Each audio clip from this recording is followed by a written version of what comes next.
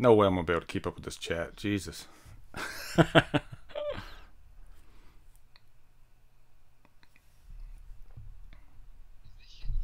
I think so. I don't know. What? I think we're live. Let me refresh my thing here real quick.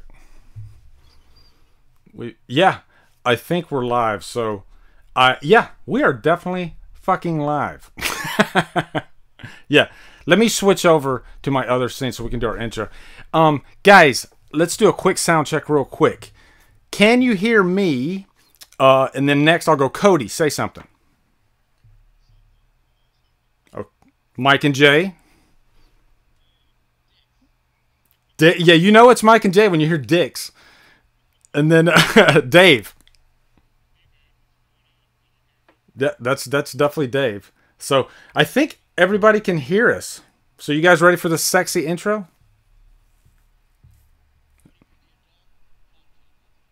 Okay.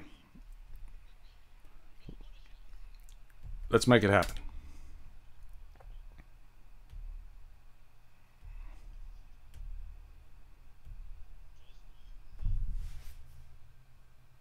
Oh, no.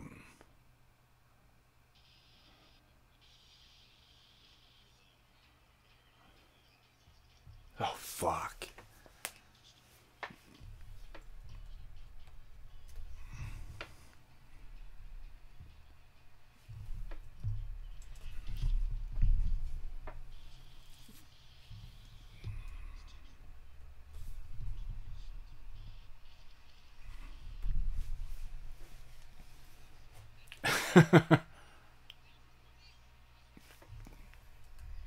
No.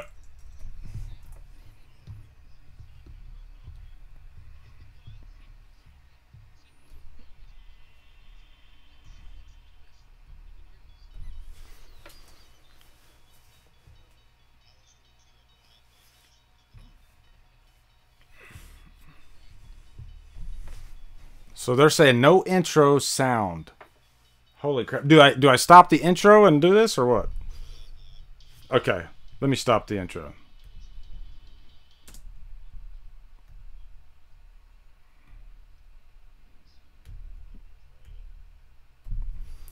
Okay, guys. I paused. Now, you can hear me, but you don't hear everybody else. Cody, say something.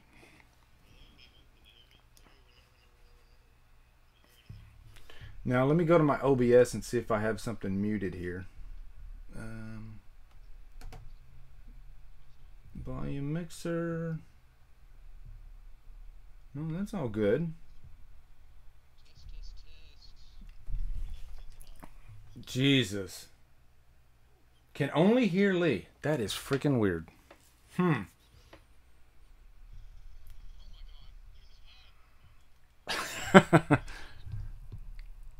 going to switch over to this real quick.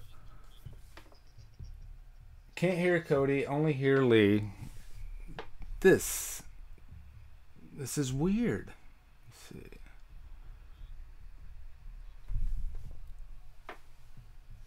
Oh, I think somebody's got their... So I'm going to try to unplug my mic. Maybe it's my mic that's messing us up. Let me see. Huh. They can hear us, but we're very quiet. Signs, and then we can hold them up about like things that we think. I'm going to try to unplug. Do you think that Halloween will be awesome? Fuck yeah. Next one? No. Controversy. And then we're fucked. Just reading the comments. Did you guys see? Did you guys see anything about that? Where the Suspiria thing was released early and the it's been divisive that have been coming out for it. It's divisive. I would imagine it would be. I mean, the first film is probably divisive upon release. It's just one of those movies. So I would think with the new one, it's going to be one of those like almost like Texas Chainsaw, where you get people that swear it's genius, and the people that are like, "Fuck that, can't touch the original." I'm getting. Sorry to interrupt, but I'm getting. We can hear them. We can hear them. We can hear them. We can hear everybody. Okay, yeah, I see it too. Oh, sweet. Okay, sweet. But we can't hear. No, we can't. Great. Lee, is your mic plugged in?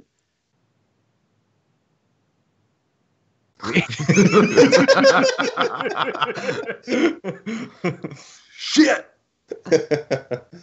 All right, we can hear everybody except Lee. Go time. Let's go. Trade-offs. Sacrifice for the group. Majority wins. The beer's gone bad. Beer's gone bad. Lee, just hold up the questions. We can do this. The licorice. Do not eat the black licorice. Ah. Some root beer shit. Mm-hmm. I see your lips moving, but I can't make out the words.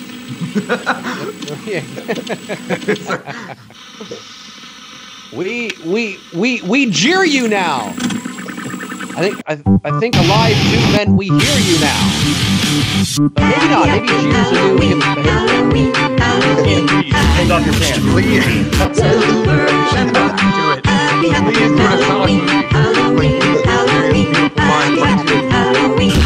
Lee is It's almost time, kids. The clock is ticking.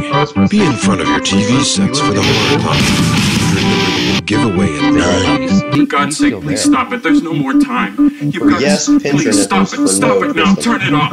Turn it off. Stop. Oh, I thought he was going to do it. Stop I thought he was just going to get naked. I don't know what's Stop it. Stop it. Joshua.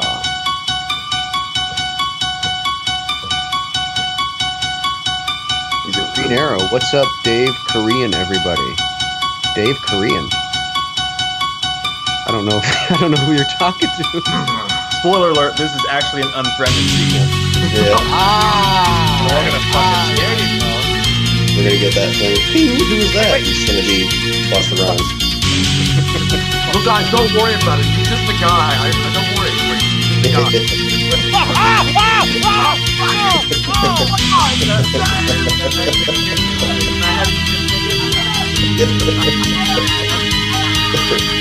Who's saying Halloween early now, bitch?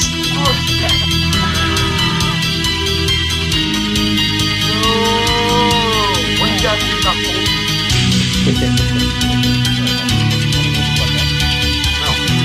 It legitimately scared me though for a second. I looked down and then looked back up and then you were gone.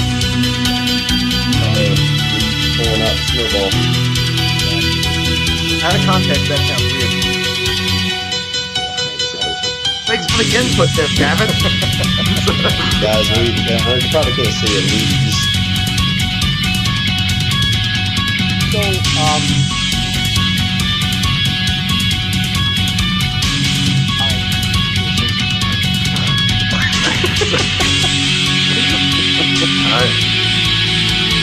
How's the weather you guys are at? All good? Actually, yeah. Good point. I went for a run tonight, and it was let's see here. Of course, I'm in Canada, so everything's in Celsius. Let me see what the Celsius is Fahrenheit. Oh, no, Fahrenheit, yeah. That's what I'm gonna find out for you guys. 31 Celsius. 87 degrees tonight. Here in Toronto. It doesn't start to get chilly here. I mean, obviously, Canada's known for the winter. But it doesn't start to get chilly here probably until, I think it's really nice falls as well. So probably like November is when it really starts to kind of get. But actually, I think on Labor Day Monday, it's supposed to be like 41 Celsius, which is what in Fahrenheit? 105. Holy shit. Oh, yeah. It's not what you think of when you think of Canada, but No. In southern Ontario, we get some really humid summers. It's just fucking. You could cook some eggs on some pavement. That's what I'm gonna do, man. I can see Lee speaking, so his mic's not working. I don't still. know. Lee, my man, is your mic plugged in, Lee? You Or did unplugged it? Oh, he unplugged it. earlier. Yeah, he did. Oh. Well, who the hell is he talking to then? I don't know. The audience, we're not included. Lee, take us to the waterfall. Everybody's. All of you who are watching this HallowStream II, all 363 of you, just think of this as the cartoon before the movie. Yeah. There you go. Think of this as it's 1958, and you're watching a Roadrunner cartoon before the movie. So there you go. You guys remember the 1989 Batman? At the very beginning of the movie, they had the Warner Brothers, like they had like Bugs Bunny and like the whole like cartoon thing. This is kind of what that is. Yes, Yeah. yes, Yeah, yeah. exactly, Or yeah. like Godzilla versus Bambi. Do you remember that Right. Yeah. little cartoon? Yeah. That was great. Oh, I can hear you, Lee.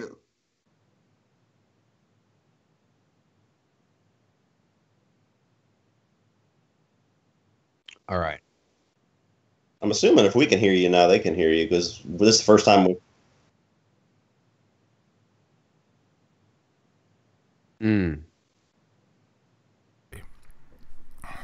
All right, we got You guys that let on. us know.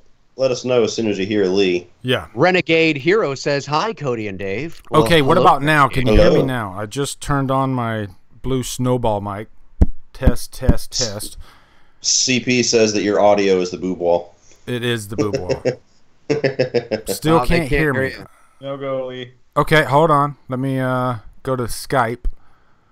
And Oh yeah, you may have to switch over to There, it. oh, they can hear you. They can hear you. they can hear me. Okay. They can. Still can't. What the hear you. hell? We can I'm hear getting, you. I'm Lee. getting, We I'm can hear getting, you. I'm getting mixed signals. Still Okay, can't hear now him. I We can can. hear him. We're It's, good. it's all We can good. hear Hear everyone. Lee now. Okay, you're good. What the fuck? Okay, this is crazy. What? Why are we Okay. all yelling? All right, they can hear you. We're going with it. Okay, cool. All right, let's get this thing going. HallowStream II. All right. I apologize about the difficulties at the beginning, but the show must go on. Here we are. I want to welcome my guests. This has been 3 months since the last one. Cody, how are you doing, brother? I am doing fantastic. Had a little bit of a rough morning, but the day has gotten better as it's gone along, and I'm ending with this. So hell yes. Hell yes. Awesome. Mike and Jay from We Watched the Movie, who just hit 50,000 subscribers. How awesome is that? We did? Very I good, can't very believe good, guys. it. I don't even know. When did that happen? It just happened right now. You didn't know? I didn't know it just now. Holy I fuck. thought it was a glitch. I gotta go celebrate. It had to be a glitch. Just remember, 75 of those accounts are me. Okay. Thank you, Dave. I love you. No problem. No problem. Dave McRae, good sir, who is lucky enough to be going to TIFF next week to see this movie on the big screen. I am. You can feel it. I'm sweating right now. That's right. 1 week from today, it's 10/18. There are two showings happening. Yep. They are happening at the Elgin and Winter Garden Theater, I should say. Two theaters in the same building on top of each other, right on Yonge Street in Toronto, which is one of the main drags there downtown.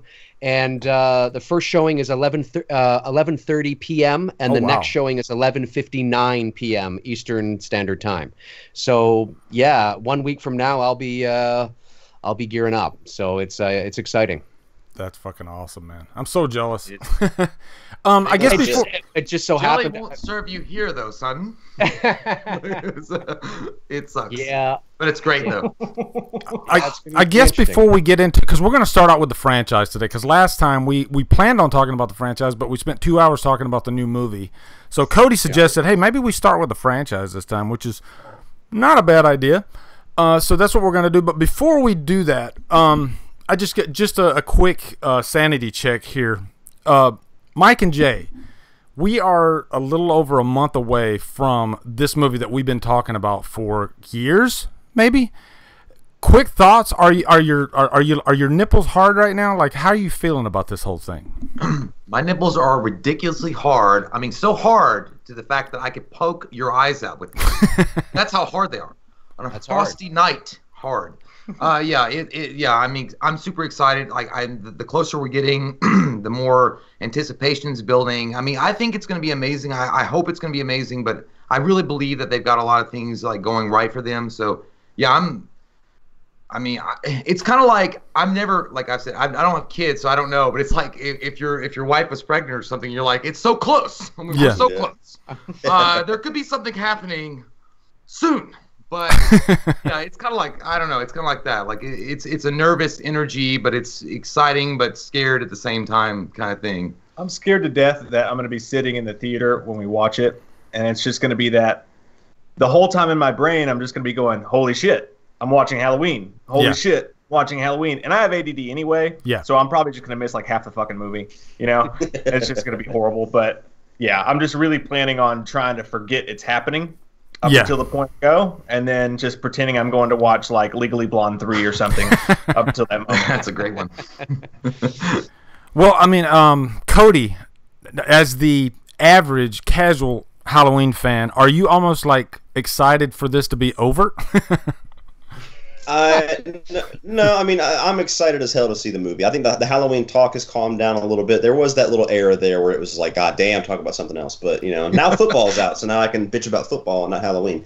But we have, you know, it was a mediocre-ish summer. You know, a lot of our heavy hitters got out of the way early. Deadpool 2, Infinity War, all that.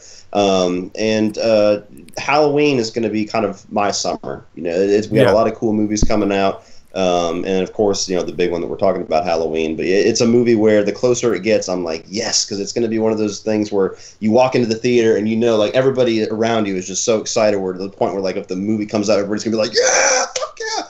So it's almost like a concert that I have tickets to in a couple of months. So it's the closer it gets, I'm like, yeah, this is going to be awesome. So I'm excited to see the movie. It's the excitement for seeing the movie is starting to overtake my excitement for people stopping talking about the movie.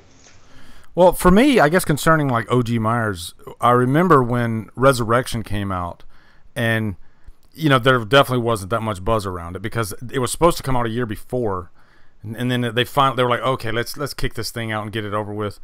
And so it's weird this time around to see this much buzz for a Halloween movie, and I'm like Mike, like I know I'm gonna be losing my shit and freaking out when I'm sitting in that theater. That you almost have to watch it twice just so you can kind of, you know, absorb everything. So, but yeah, I mean, I still can't believe it's just a month away. It's crazy. Like I said, we've been talking about this for years. And again, Dave, seeing this next week, what are your feelings right now as far as anticipation goes? Well, you know, it's funny because I mean, obviously TIFF happens every year. Yeah. And for some reason, I didn't think that the world premiere, like I was saying to you guys before we went live, I think it was before we went live, you know, it makes sense to premiere the movie at TIFF because, you know, TIFF's one of the most prestigious film festivals in the world. So I mean, it makes sense, and it's probably the you know, the right timing right before October 19th and, you know, all that kind of jazz. But I didn't think of it. I just for some reason thought that I would be going to see it on October the 19th with all you. Like that, you know, that's what I thought. And then when I heard that it was happening at TIFF and I was going to have the opportunity to go, I started to think, like, I'm like, Mike, it's funny because I remember when I went to see The Force Awakens, the whole time I'm watching it, I'm sitting there and I'm thinking to myself, holy shit, I'm watching a Star Wars movie. Because this is the first real Star Wars movie since since 1983, really, right? I mean, you could go back to the prequels, but this is like the first kind of like, holy shit. And then I walked out of the theater and I'm thinking, I can't remember a damn thing of what the fuck I just watched. Yeah. You know, so it's like I got to go back and, you know, see it again. So there is a little bit of, you know, there is a little bit of that with me as well. So, but I'm excited about it. I mean, I don't take for granted that I'll be able to see it this time next week. And, but I'm going to have to pay extra attention too, because now I have a channel of people that are counting on me. So whereas before, you know, so it's kind of like we can go as fans, like we go, like, you know, and I think we all can agree we can all go as fans, but there's that little extra there that, oh yeah, we got to relay this back too. So we gotta, there's that nice, that fine line that we all sort of have to walk. So oh yeah, Mike, are you a little worried about all the landmines that you're going to have to avoid after this TIFF screening? Yeah, it's going to be tough. I'm surprised. Like the world premiere is next week. The U.S. premiere is at Fantastic Fest in Austin, Texas, on the 20th, I think. Jamie Lee Curtis and Blum and Akkad are supposed to be present there, I believe. So you know, you have the movies playing twice. Yeah. You know, before the theatrical release. So yeah, it's going to be tough. I'm not going to spoil a damn thing, but you know that you're going to have some stooge out there that is, and it's unfortunate. Yeah, it's I'm fully prepared to be completely spoiled by the time I get there, and I'm hoping that I'm not. But we're gonna talk more about the new movie. But first, let's kick it off with the franchise. Let's have some fun. Let's talk about. Let's interject real quick before we get started because we have a $50 super chat. Oh yeah, who was Tom? It was Tom Ferreira. I don't remember what his question was, but let's see. I can click on his super chat here and see. Yeah, here we go. The Man in Black is practically the emperor of the Halloween franchise 4 through 6 timeline, Thorn trilogy, with Michael being the Darth Vader of the franchise, especially with the later having heavy breathing, wearing a mask, and eventually turning on the former. You know what? That's a nice little transition, Tom Ferrara, because we're going to talk about the franchise and Halloween, the Thorn trilogy. I'm a big fan of it. I'm gonna shoot this one towards Mike, actually. Now, as far as like the Thorn trilogy, where do you fall? Like, why do you? Because I think you do like the Thorn trilogy, right, Mike? Yes, I like just how batshit it is. You know, it's one of those things, and it goes back to how I feel about when people are like, "Oh, I wish they would have just stopped with the first one," or "I wish they would just stop with this one," or stop making Halloween movies. You know, yeah, it's there's terrible things in it, and it's so broken at times, and the editing with the original one, and then the producer's cut, and then the whole thing with the entire fucking runes. You know, like it's so stupid at times, but at the same time, it gives you I remember when I first heard about all this stuff, and I remember like researching it and looking into it, and just how fun it was finding out all this backward shit that happened. You know, it's like in you guys remember the movie Ted, when he calls Mark Wahlberg and he's like, "You got to come over and watch this Cheers documentary. They're all talking shit about each other." You know, right. It's just like it's a shit show, and there's certain things I love about it, and there's certain things I hate about it. But I'm just glad as fuck that it exists. You know, I wouldn't change anything about it.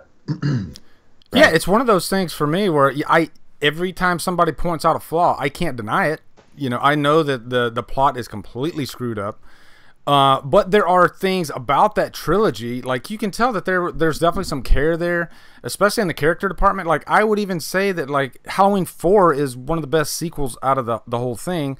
Halloween 4 really kind of set the stage for what the Thorn trilogy was. I think if that was a bad movie, then we wouldn't have so many Thorn trilogy fans. But I mean, 4 is so strong just because of Jamie and Rachel. Like Rachel's were like one of my favorite characters out of the whole thing. Jay, any thoughts on that? Are you a fan of the Thorn trilogy?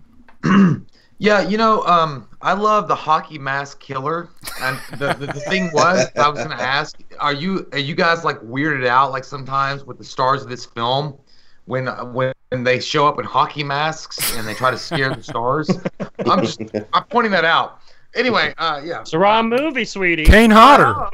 Wrong movie. He's trying out for entertainment this weekend. Just I get ready. I can do it. I actually like the Thorn trilogy myself. The fourth one, I mean, if you're saying it's the beginning of the Thorn trilogy, I can see that at the end, especially, you know, how Michael dies and then he falls into that little, you know, well thing. And then from there, we have Halloween 5, where it really starts exploring the Thorn idea. And then in Halloween 6, it really breaks it open.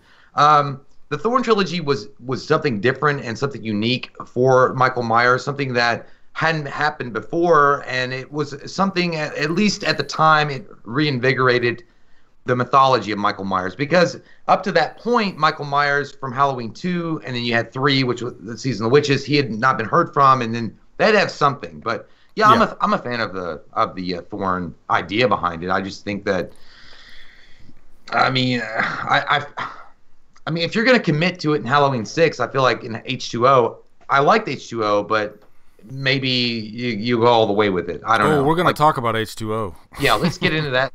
Let's get in that deep. But okay, Yeah, that's what I'm going to say right there. Yeah. But before I get to H2O, Cody, Halloween 6. I know that you like some parts of it, but you definitely have some problems with it. Give me your take on Halloween 6, because I think that is one of the most controversial movies of the franchise. Halloween 6 has probably grown on me the most out of any of the sequels that I have issues with. When I first saw it, I was like, God, this is a fucking mess. I thought that Ant-Man, Paul Rudd was really awkward with his performance. I thought some of the batshit stuff they were going for, there was like half cool and half just like half-cooked ideas that didn't really form into anything. But I loved how brutal Myers was. I loved his mask. I loved the dude who performed in it. So that was all cool. And it had a little bit more style to it than some of the Halloween movies that had just kind of this template. So, but it really didn't. The movie didn't click for me. Not to blow you on camera, but your Blue Myers cut your Blue Myers cut. So Lee, whenever you kind of mashed together the best parts in your mind of the producer and the theatrical cut, when I watched that one, the movie came together a lot better for me. So I was like, okay, like as soon as I watched that one, I was like, okay, I can say I'm a fan of this movie now. I still have problems with it. I still think that there is issues with that movie that no cut will fix, but it is my favorite of the Thorn trilogy. Yeah. So I will say that. But it's a movie that when I did my first ranking, like almost 2 years ago now, it was towards the bottom of the list. But whenever I go through my reviews, which I'm going to be doing here soon, and I re-rank it, I can imagine that Halloween 6 will probably be, if nothing else, in the top 5, depending on how good this new one does. So I enjoy it, but it was definitely a movie where there was too many cooks in the kitchen. Well, since you mentioned my cut, and just to, I guess, to blow myself, this is what we've been waiting for, guys. I've always been a big fan of 6 from the moment I saw it in the theater. I walked out of the theater kind of perplexed at first, but there was things about that movie that I absolutely fucking loved. And so, 19 years later, we finally get the producer's cut released on Blu-ray, which I thought would never happen. Like, that was my holy grail of home video releases. If I could have one video release for the rest of my life to be released, that was going to be it. So as soon as they did that and I watched it, I found myself not really liking the producer's cut ending. And so I thought, you know what, I kind of want to make my own cut of this just because I love this movie so much. If I didn't really care about the movie, why bother with a fan edit? But that was the reason why I made the I guess the Blue Myers cut is what it's called. But now Dave is a purist. He loves the first one. He likes the second one quite a bit. Yeah. I guess talk to me about the Thorn trilogy, and did you think it was a good idea for them to go that route? Because I don't think they intended it to be that way with 4, but after 4 they were like, oh shit, where do we go from here? Any thoughts on that? Yeah, I'm not a big fan of, although when I did rank my movies, my Halloween films, I 1 and 2 are first, followed by 4, actually followed by 6. I put 6 above H2O. And there's reasons for that that'll take way too long to get into. But anyway, yes. So yeah, it's really the only, it's the only thing they could have done. They screwed up so much on Halloween 5. Halloween 4 was a decent sequel. I have issues with it, but I think it's a decent sequel. I think it's an okay return. You put the mask that they had in 1981 on George P. Wilbur, and I think it improves that movie even more. I think it's all right. I don't think it's perfect, but I think it's all right. It's part 5 that was the catalyst that destroyed the franchise, as I always say. Because I don't even think in 5 they knew what they were doing. The director said that, they were making this up as they went along, and they were having so many rewrites while actually on set that the Man in Black, they had no idea where that was going to go. He actually, which is a big no-no. You as the filmmaker, if the audience does not know, okay, that's fine. But you as the filmmaker have to have an idea of where this is going to go. And I'm paraphrasing, but I believe he said something to the effect of, well, we'll just let those who do part 6 figure it out. Yeah. And I think so they really, he only added this Man in Black, which didn't really go anywhere, just sort of to add this subplot of mystery that part 5 he felt was lacking. So, part 6, they needed to explain, which I think, obviously that's not the whole point of the character, but okay, so here we are. We need to explain why he's been doing this. What is this all about? This is the movie where we're going to find out what's been going on. What else are you going to do? It is what it is. Really, at the end of the day, you're going to have to go cult, secret society, darkness, black magic. Like, you're going to have to go there, because really, where else are you going to go with it? Doesn't mean it's going to work. And, there's things about it that are interesting and that are okay. But it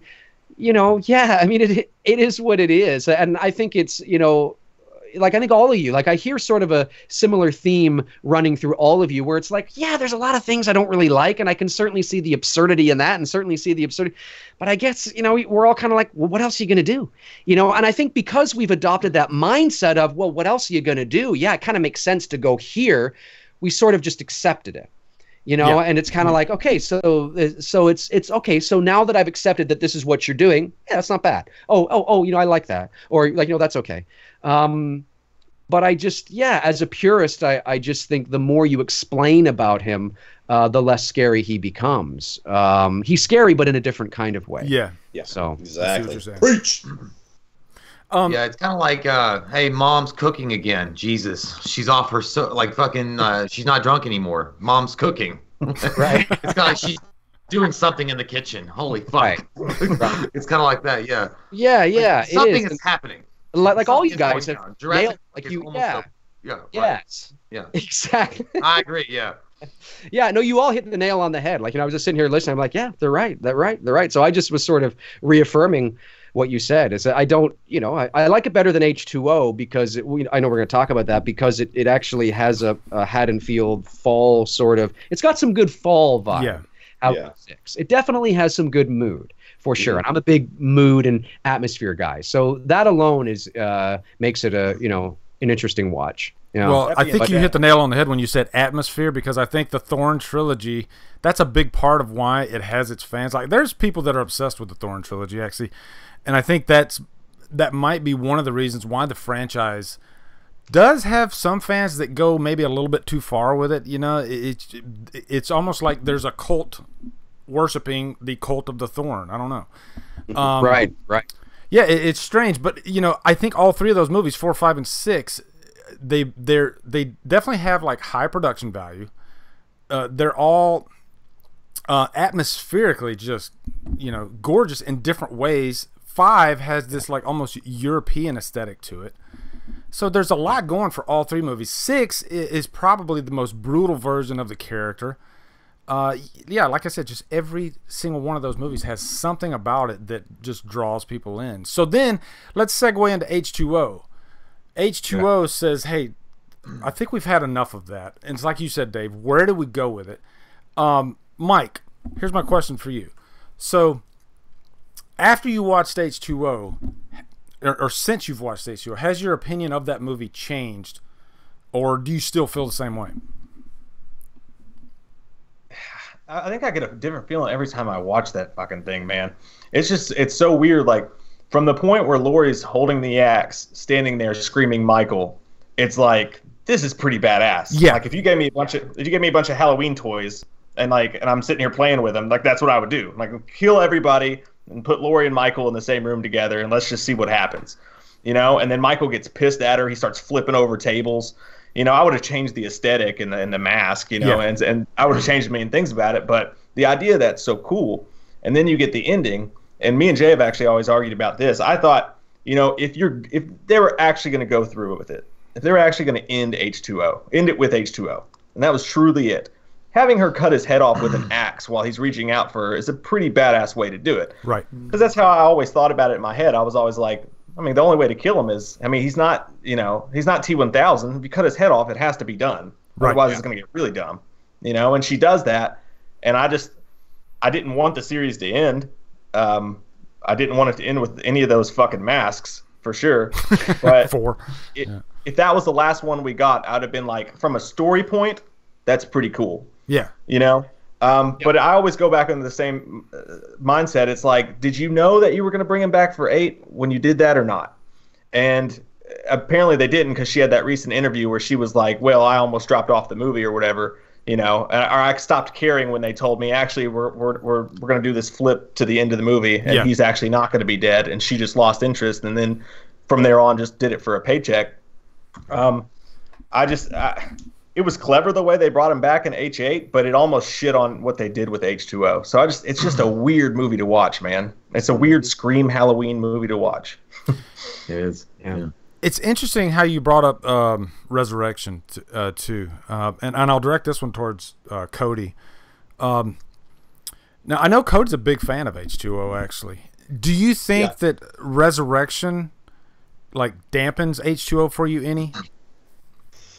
It doesn't dampen it for me because I can watch H2O with the mindset that Resurrection doesn't exist. I can watch H2O as its own thing. Resurrection commits the cardinal sequel sin, and you fuck up the movie previous. It does the Alien 3.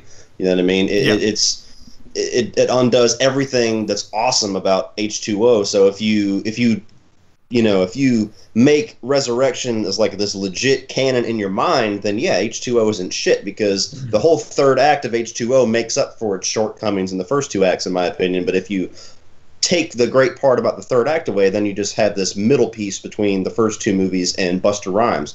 So it's yeah, if you can watch the movie without the baggage of Resurrection, then it doesn't make any difference to me if they do what they do in Resurrection. Because yes, I do love H2O quite a bit. That was the first one I ever saw in the theater. Me and my dad went to go see it. I've always been a casual fan of the Halloween franchise, so the Halloween template aesthetic not being there never really bothered me, because story-wise it always made sense to me that if you're going with the thing about Michael is on this, this journey to not stop until he kills his sister. Well, if she goes to California, or if she leaves Haddonfield, which anybody with a brain would, after something like that happens, then you're not going to have the whole Haddonfield look. You're going to be wherever the hell Laurie's at. If she's in Europe, if she's in California, if she's still, wherever she's at. So also the big criticism about it being kind of a template copy of Scream, even though I like Scream still, I still watch H2O, and I don't really see it that much, or it just doesn't bug me. And I do notice the masks, which is something I never really noticed growing up watching it. Now that I've seen the masks pointed out, it is very weird to see that in the movie, but I like the build-up about kind of, the first two acts to me aren't really focused on Michael. The intro of the movie is, but the first two acts of the movie is focused on telling who Laurie Strode is now, where she's at in her life, where has she been since the first two movies, how has she dealt with it. And the movie does very good, in my opinion, about painting the picture of who this character is and painting the picture of what journey she needs to go on in this movie, about going from this broken PTSD, confined person that won't let her son do a fucking thing in the world. And then all of a sudden now she's thrust right back into this situation she was in 20 years ago and has to make a choice. You either keep being a victim or you stop and you fight. And that's what the whole third act is about. And the third act, like Mike said, is badass. From the time that she decides, I'm not running from this motherfucker anymore, shuts the gate, tells her son to leave, and walks back up with that axe. The movie is, that act is one of my favorite acts of the entire franchise. So yeah, H2O, I think it's number 3 behind Season of the Witch, just because I love that one so much. But yeah, I love H2O. And Resurrection, even though that is one of the dumbest fucking decisions you could ever make as a studio to do what they did, it doesn't really affect me when I watch it, because it doesn't exist to me. Okay. Dave, here's a question for you. As far as H2O goes, now you know how it really just neglected 4, 5, and 6, and there is a scene in there where they initially shot a scene where a student reads a report that that proves that all that existed before. Do you think it was a good idea for them to not include that in there? Do I think it was a good idea for them not to include that 4, 5, and 6 were canon? Right. I don't know. I mean, yeah, probably at face value, because because then the rest of the narrative would have to explain. There would have to be other things in the narrative that explain sort of. You would have to make other connections. Yeah, I think, and I think it was probably best that they just sort of did it as a sequel to Halloween 2. Although I'm not totally sold on my response on that. I would have to read more about what you said. I'm aware of what you said. I'm aware of that. Yeah. But I'd have to read more up on that to give more of a definitive answer. But I will say I'm on the opposite end of Cody when it comes to Halloween H2O. I will be on the other end. I think Halloween, although I do agree with everything that Cody said, I get where he's coming from. I can see it objectively. But for me, Halloween H2O was, I saw it in the theater as well. And I remember thinking when I was watching it that it didn't feel like a Halloween film. Yeah. It felt very much like, it didn't feel like Scream, but it felt very the aesthetic of the mid-90s horror movies that were coming out at that time, whether it was Scream, Scream 2, Urban Legend, I Know What You Did Last Summer. Yeah. It had that very polished pop culture vibe to it, and which is understandable. And then of course you combine that, the execution of that, over in California, and you know, bright sun, these kids at a prep school or whatever, and it just sort of felt a little strange. The opening felt okay because the opening was supposed to take place somewhere else. Yeah. When Marion Chambers, like when she died. That was actually not a bad opening. A very young, what's his face there? Joseph Gordon-Levitt. Yeah, thank you. Yeah. So I mean, like, there's always things about even Halloween 5, which I loathe. There's always redeeming qualities that I can find in each movie, but the overall, and I agree with the third act of H2O. That's great. You take that and you put it in a more Halloween feeling movie. Like if we got that in this movie coming up, can you imagine if H2O didn't happen and we got that sort of thing in a Halloween moody feeling kind of thing in the act? I think it would play out a lot better, in my opinion. But I do agree with the third act that it certainly is the strongest part of the film. The masks were a debacle. Yeah. Didn't feel like Halloween to me. It sort of felt like Michael Myers walked onto the set of Dawson's Creek. And it just kind of had this mid-90s pop culture vibe. And it wasn't... but to Cody's point about, you know, if you're going to be, you know, 20 years later and you're going to, you know, you're not going to be in Haddonfield, all that is true. But what you established before, when you're saying that this is a sequel to the first two, and the first two was so, you know, the mood and the atmosphere and the music was such a character in those films, and such an important part of those movies, it's missing in Halloween H2O, and it's noticeably missing. It's noticeably very sort of dated in its mid-90s sort of feel. So it just doesn't, you know, there's other things I could go into, of course, but I don't want to hog the stream. But yeah, I'm not a huge fan of it. I think it's got some issues, and some of them are what I just said there. So Jay, just kind of piggybacking off of what Dave said as far as atmosphere, because I mean, he pretty much summed up my thoughts on H2O. Atmosphere is the biggest thing that's lacking in relation to the series itself. How important is atmosphere to you in a Halloween movie? I think atmosphere is huge. Like, I think it can make or break a Halloween movie, and I actually echo Dave's thoughts in this for H2O. I liked H2O a lot, but I will echo the fact that it felt very clean. It felt very much manufactured in a way that's like, hey, you know what? Not the Batman Forever kind of thing that was going on, but very plasticky in some parts of that movie. Yeah. I liked H2O. I really did. The movie overall, I had a good time with it. But as I'm watching it though, and I've watched it several times, I go from Curse of Michael Myers and that's like the vicious part of Michael Myers. Like, we've gotten to a deep, dark level of Michael, and then you come up into H2O, and it's almost like, hey, you know what? George Clooney's back with some shiny tits. Let's do something. Like, he's got the silver fucking bat signal on his chest, and we're gonna fucking kill it. Right. I'm not saying it's not like that. It's sort of like that though. And at the very end of the movie, I do like the confrontation with Jamie Lee Curtis and Michael Myers. I do like that. This is going to be it. This is the finality. This is like where it's all come after all these years. Like, right. Finally, Jamie Lee Curtis and Michael Myers, it's all going to be set here and now. Yeah. But at the same time, I think it could have been shot a little bit better. I think it could have been built up a bit better. And, the mask debacle, like Dave mentioned, and we all have issues with the masks they use. I think that there was just something that was off with the production of the film when it was released. I don't know if there was, you mentioned too many cooks in the kitchen. It could have been the same way for this. Like, they knew this was a big deal. Like, the studios knew, we've got Jamie Lee Curtis fucking back. Like, we've got to do something great here. We've got Josh Hartnett. Michael Myers is dead. Like, that's my best Josh Hartnett. I can't do Josh Hartnett. But that's good. That's good. I was confused. Yeah, I know. It was awful. Ben Affleck, fuck you. I'll raise your Michael Myers is dead. Yeah, I know. But, they had all this stuff going on, and I know that the studio was like, this is it, man. This is the final staple in the notebook of Michael Myers, and we've got to make something great here. And they even had the kid from Jumanji. Holy shit. No stops were pulled.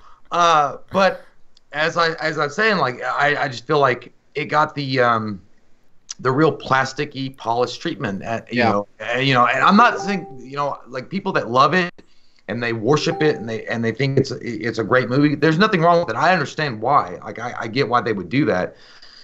But I don't know what I wanted, like, because I guess I'm coming from Halloween 6 with that like fucking Rob Zombie menacing, Michael, like like just fucking vicious and doing things, and then you get this one Michael with shocked ass white hair, like his hair's all shocked up, and then Jamie Lee Curtis like, I'll fuck you up, Michael. And he's like, oh shit, I gotta go do something. He runs away pigeon-toed. And like, You got kicked in the gut.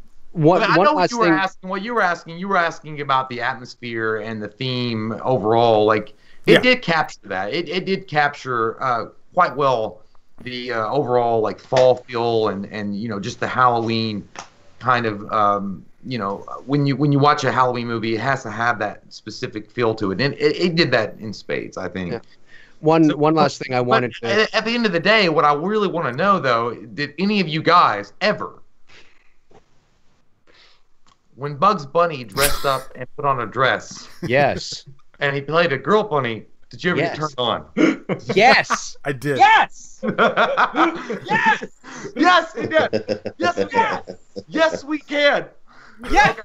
That's all I want to know. But yeah. Hey, one last thing I wanted to say about H2O. I just thought of this in regards to the masks, is that one big faux pas, and like again, I mean, I'm coming at this from a purest sort of original intent of the character perspective. And since this is a direct sequel to Halloween 2, skipping over 4, 5, and 6 that are no longer canon, right? There are certain characteristics of the shape that I wanted to see that were very reminiscent of what you would have saw in Halloween 2. That's what I'm expecting with this new film, right? This is a direct sequel to the original 1978 classic. Right. So whatever how the shape is executed in this new movie should be very reminiscent in terms of his character of what we saw in Halloween 1978. So when we're seeing, at the very end of Halloween H2O, when Laurie is there and Michael is behind the tree. Listen, at this point in time, watching that movie, okay, it ends up being the paramedic, but at that point in time, it is Michael Myers. Yeah. Okay? And when we are seeing his eyes clear as day through the mask, reaching up, doing this, it didn't feel right. It didn't feel sort of, I know there were a couple of moments in Halloween 2 when Michael stabs the neighbor, the Elrod neighbor there. I forget her name now. You want mayonnaise or mustard? No, not her, but the girl that heard the Elrod's. Yeah. When she gets right in the neck, you kind of see, his eyes a bit, and of course you see his eyes just very slightly when he gets shot in the eyes. But at the end of the day, it's so important that the execution of Michael in H2O just wasn't. As Jay said, it felt very. It's time. It was a very 90s movie, and it just didn't feel right. But that's my opinion. Cody, let me ask you this: as an average fan, for us Halloween purists, I guess, well, not purists, but Halloween fanatics, the aesthetic of Myers is so important. I hate seeing his eyes. I like them to be just completely black. Is that something that matters to you?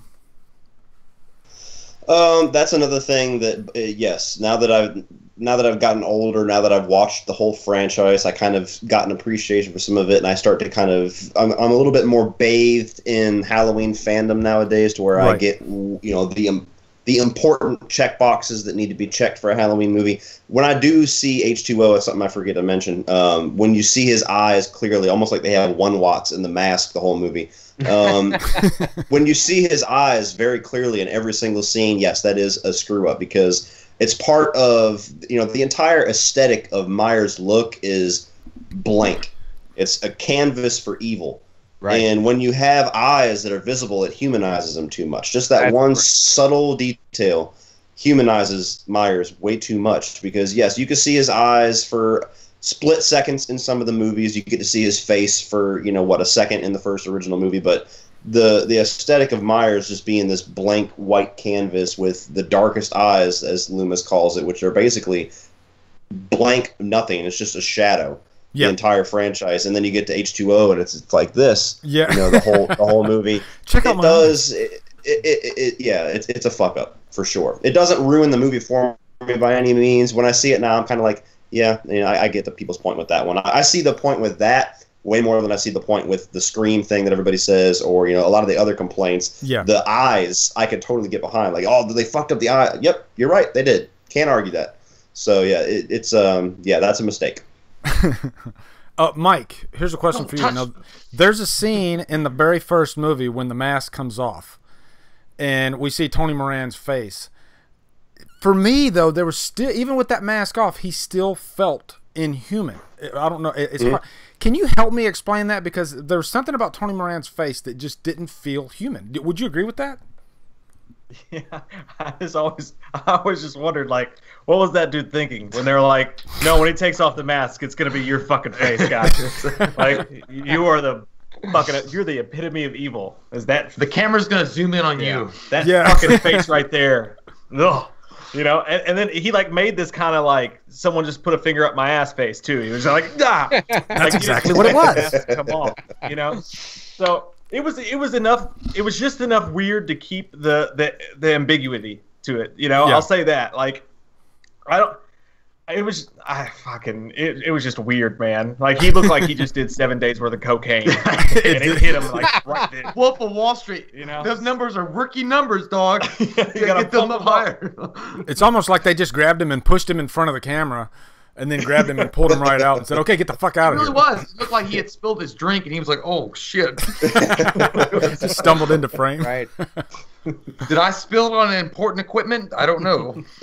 What it is, though, is that when the mask comes up, he steps into the light, okay? You only see him for maybe a second and a half, right? Yeah. But because there's so much going on in that scene prior to that, of course, his left eye is fucked up, right? Because of the coat hanger, right? So, and you almost, when you get to that point in the movie, when the mask comes up and he steps into the light, you almost forget that his eye has been damaged because so much shit has happened, you know, after that, right?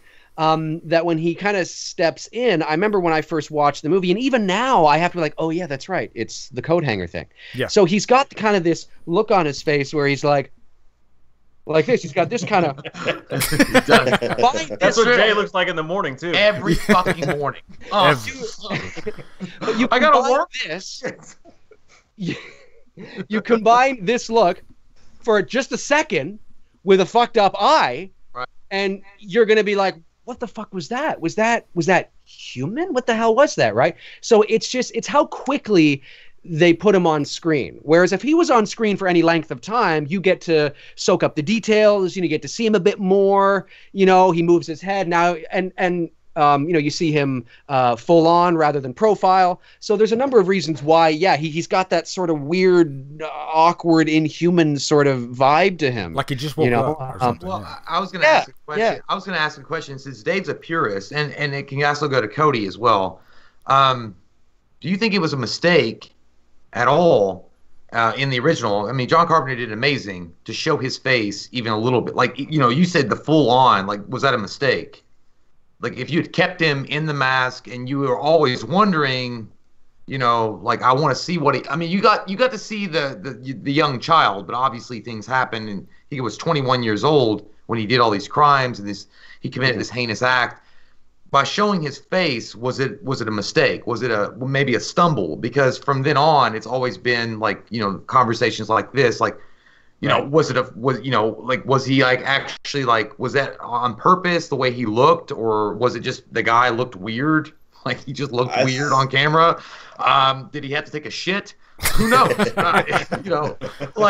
just caught him at the right moment. Yeah. He's like, I just did it in my pants. Like, that's the face that you have. Like, was it moist? Was it maybe yeah, it's like that. Oh, I have a jumpsuit on. Should have worn my brown jumpsuit today. Yeah, and that's why his eye was all squinty. Movie. Yeah, no more bowel movement right now. Yeah, so was it a mistake? So, I mean, that was a question that I'd like to pose to you guys.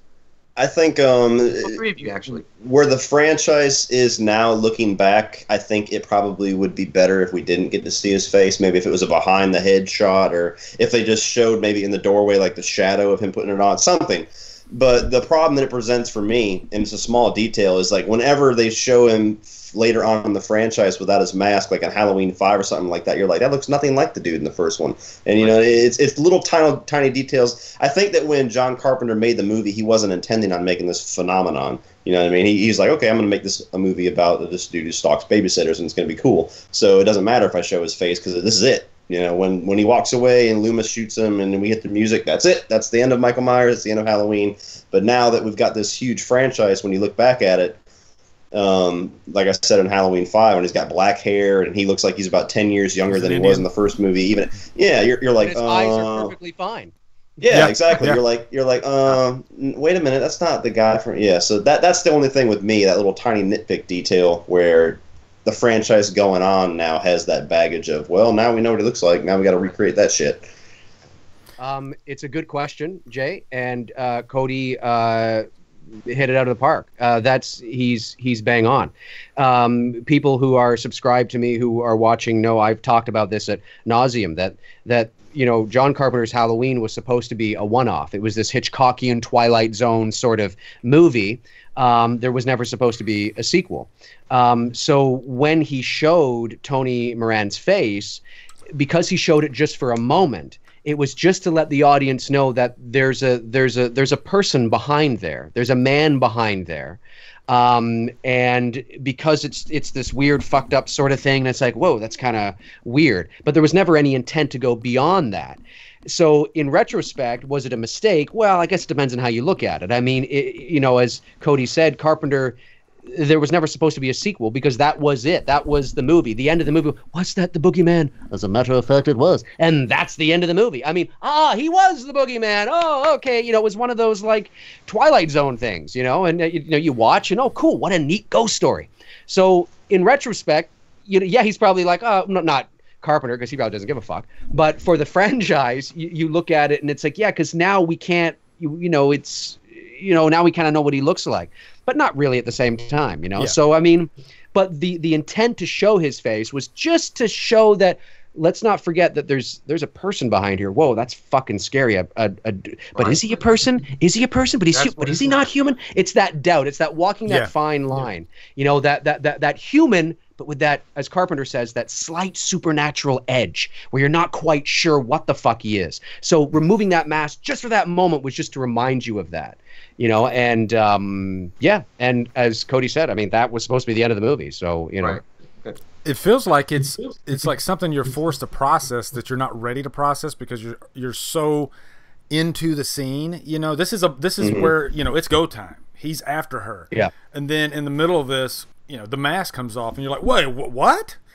And he looks like he looks like insane with the mask off. So, you know, my opinion on that is it's never bothered me that mask came off, just because of what was behind the mask, and he still looked evil. Like, if he would have looked like, say, he did in part 5, then I would have been like, oh man, why'd they do that? But there was just something about Moran's face that just, I don't know, it sold me. And I don't know if you guys know this, you probably do, but if you don't, you will now. I heard that, when I hear this, I read this. I must have read it, I didn't hear it. It's not like I know Carpenter personally. Yeah. Hey, John, how you doing? You want to go out for a beer? But no, the story apparently is that the reason why Carpenter didn't just use Nick Castle or Tommy Lee Wallace, right, was because he wanted more of a good-looking face. Right. You know, so he hired this young guy, right, 21 years old or whatever it was, and Tony Moran sort of had that nice, you know, symmetry in the jaw and whatnot, you know. Yeah, back then he was an all right looking guy. So I mean, you know, that sort of he wanted sort of just this you know, rather than Nick sort of, you know, Nick, well, he looked like Adam Sandler, right? So I mean, you know, it's just that's kind of the story of why he went with Tony as opposed to just using Nick, you know. So interesting. Yeah, it's interesting that there are 6 people playing Myers in the first movie. And I guess Nick. I know, it's insane. I know. Yeah, I mean, Nick played him the most, I think. I'm not even sure on that, but Nick for some reason, gets all the credit, and he probably deserves it. I love Nick Castle. I think his walk is perfect. He is one of the best Myers, so maybe that's why we talk about Nick Castle, because height-wise, the way he moves, the way he wears the outfit, I think it works the best. But as a person, though, did you ever think how Nick Castle felt when John Carpenter told him, he's like, just put the mask on and walk normally. Right. You look like a serial killer. Yeah. Do that. Just be walk you. Normally. You got this. this. Like, yeah, when you're walking to to get like fucking gas, or you're going to get your your soda or whatever, and it's like you look like a serial killer on the loose. And he's like, okay, so I don't have to do anything here. I'm not method acting. He's like, no. Just put the mask on and walk normally. Yeah. Walk like you would walk to Chuck E. Cheese. Yeah. Right, exactly. Yeah, I just want to Chuck E. Cheese. What's weird is that they were in a band together, right? So he had to be on stage sitting there one night like, man, you look like a fucking serial killer. You got this. Stop at the base. Stop at the base. Well, they went to USC together too, I believe. They went to film school together. So you could probably even go back, and there was a moment when maybe he walked into the lecture hall, and Carpenter was like, "That fucking guy looks like a serial killer. I'm gonna go get to know him." As soon as that guy walked over and said, "Hey, you got the notes, man?" Because I wasn't there. He was like, "You look like a fucking serial killer. You're in my movie." Yeah, that's right. Well, he just showed up on set, I think. Like, he wasn't even originally cast, and he just showed up on set, and they're like, "Hey, you want to be Myers? Sure, why not?" Yeah, Nick went down to the set because they were shooting in the area of where he lived, and Nick, of course, wanted to pursue a career in filmmaking from the directing side. So his buddy was making a movie down the street, so he's just like, well, I'm just going to go down and hang around the set. And John was like, well, since you're here every fucking day, why don't you put this on and put the mask on and just be our guy? Just do something useful, Nick. It's essentially, yeah, exactly. Opportunity of a lifetime. And I think he got like $25 a day or something like that. Yeah. Like nothing. I would take that now. Like, I'd still do it. It's fine. Like, it's okay. You guys are getting paid? Yeah, exactly. Yeah, you guys get paid or what? Like, exactly. That's funny. Let's talk about Loomis for a sec, because that's one thing we didn't mention with H2O, because obviously he's not in the movie. Cody, do you think if Loomis would have been in H2O, it would have made it that much better? No, I think that movie, for that movie to work, it needed to be focused on Jamie and Michael. I don't think that you need Loomis in that story. I mean, would it have been nice to see him for the fans? I'm sure. I mean, if Loomis was still rocking around, but that also kind of makes a little bit more of an isolation for her character. You don't have that safety blanket of Loomis out there looking out for you. It's just her. So I think for what they were going for with that story, I think that it's necessary that Loomis is no longer in the picture, and it's just her now alone with, to her own elements against Michael. Finally. That's a good point. Like you said, she's completely alone, so she doesn't have like that safety net. Although I will say, an exchange between Loomis and Laurie 20 years later would have been like really, really fucking interesting. But I think for what they were going for with that movie, you kind of wanted it to be just her against Mike. Mm-hmm.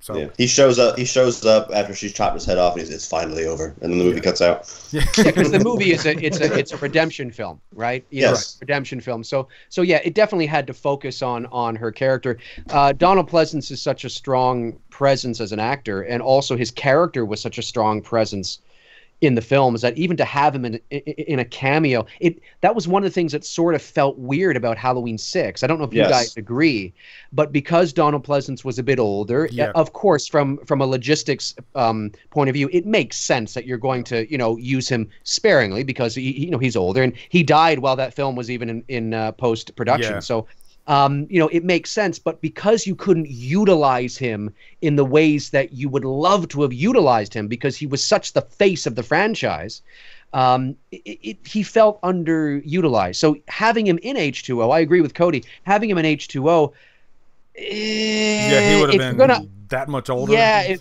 Yes, he would have been 3 years older. So, it's kind of like, are you going to underutilize him again? Just maybe Laurie goes over to his house, has a coffee, and I'm telling you, and there's some kind of conversation. But I mean, why, right? At the end of the day. So yeah, I agree with Dave right there, because I think that as much as I love Donald Pleasance and the Loomis character itself, having him in that movie, specifically when it's made around Laurie Strode and Michael Myers, the final showdown. I think that at the end of the day, if you have Loomis in, yeah, it would have probably been a scene like Dave described, her going to his house and having a cup of tea or some Earl Grey, hot motherfuckers, just so you know.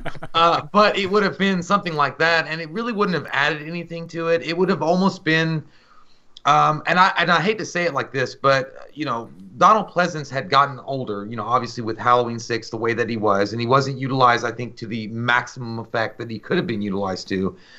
In that movie, it might have been more like an Alfred, kind of like an Alfred from the Batman series to Jamie Lee's like portrayal of Laurie. I don't really think it would have added much to it other than, hey, a nod to the fact that Loomis was in it. Right. And in the end, I wouldn't want to see Loomis like scattered, like massacred by Myers in that movie, because that's probably what would happen at some point. Like, Loomis show up like, you having tea? You fucking dead. Like, and they kill Loomis or whatever. Like, I wouldn't want to see that, but I mean, Loomis is such a. Sorry, No, Jay. no, you're good. Go ahead. Yeah, good. You're good. Sorry. I thought I was just gonna say there's always something. I don't know if you guys feel this, but you remember in Halloween 6 when we're first introduced to Dr. Loomis, and he's listening to the radio and he's typing on his typewriter, right? He's just retired. Yes, exactly, Cody. But the way he says it, it's almost like, he's so old now. Retired. The way he kind of goes, it is. Oh, just very much retired. And it's almost like, whoa, like, what the fuck happened, Doc? Like, what the hell? So you fast forward even 3 years later, nobody wants to see him now. Come in, Laurie. It's like our knight in shining armor. We're seeing him, shrivel away before our eyes, and it's just, Yeah, I always feel that. Whenever I hear that line, I'm always like, "Oh, Grandpa, you're so." I mean, you know what? I think they paid him a great homage at the very beginning of the movie. Yeah. With the guy, that did his voice and did the whole intro. I thought that intro was was amazing. Like, showing, his obsession, and they had that guy, talking over as the credits are rolling, as the movie's beginning. I think, that was enough. Like, I love fucking Loomis, obviously, but I impersonation. I don't want got that deal lit.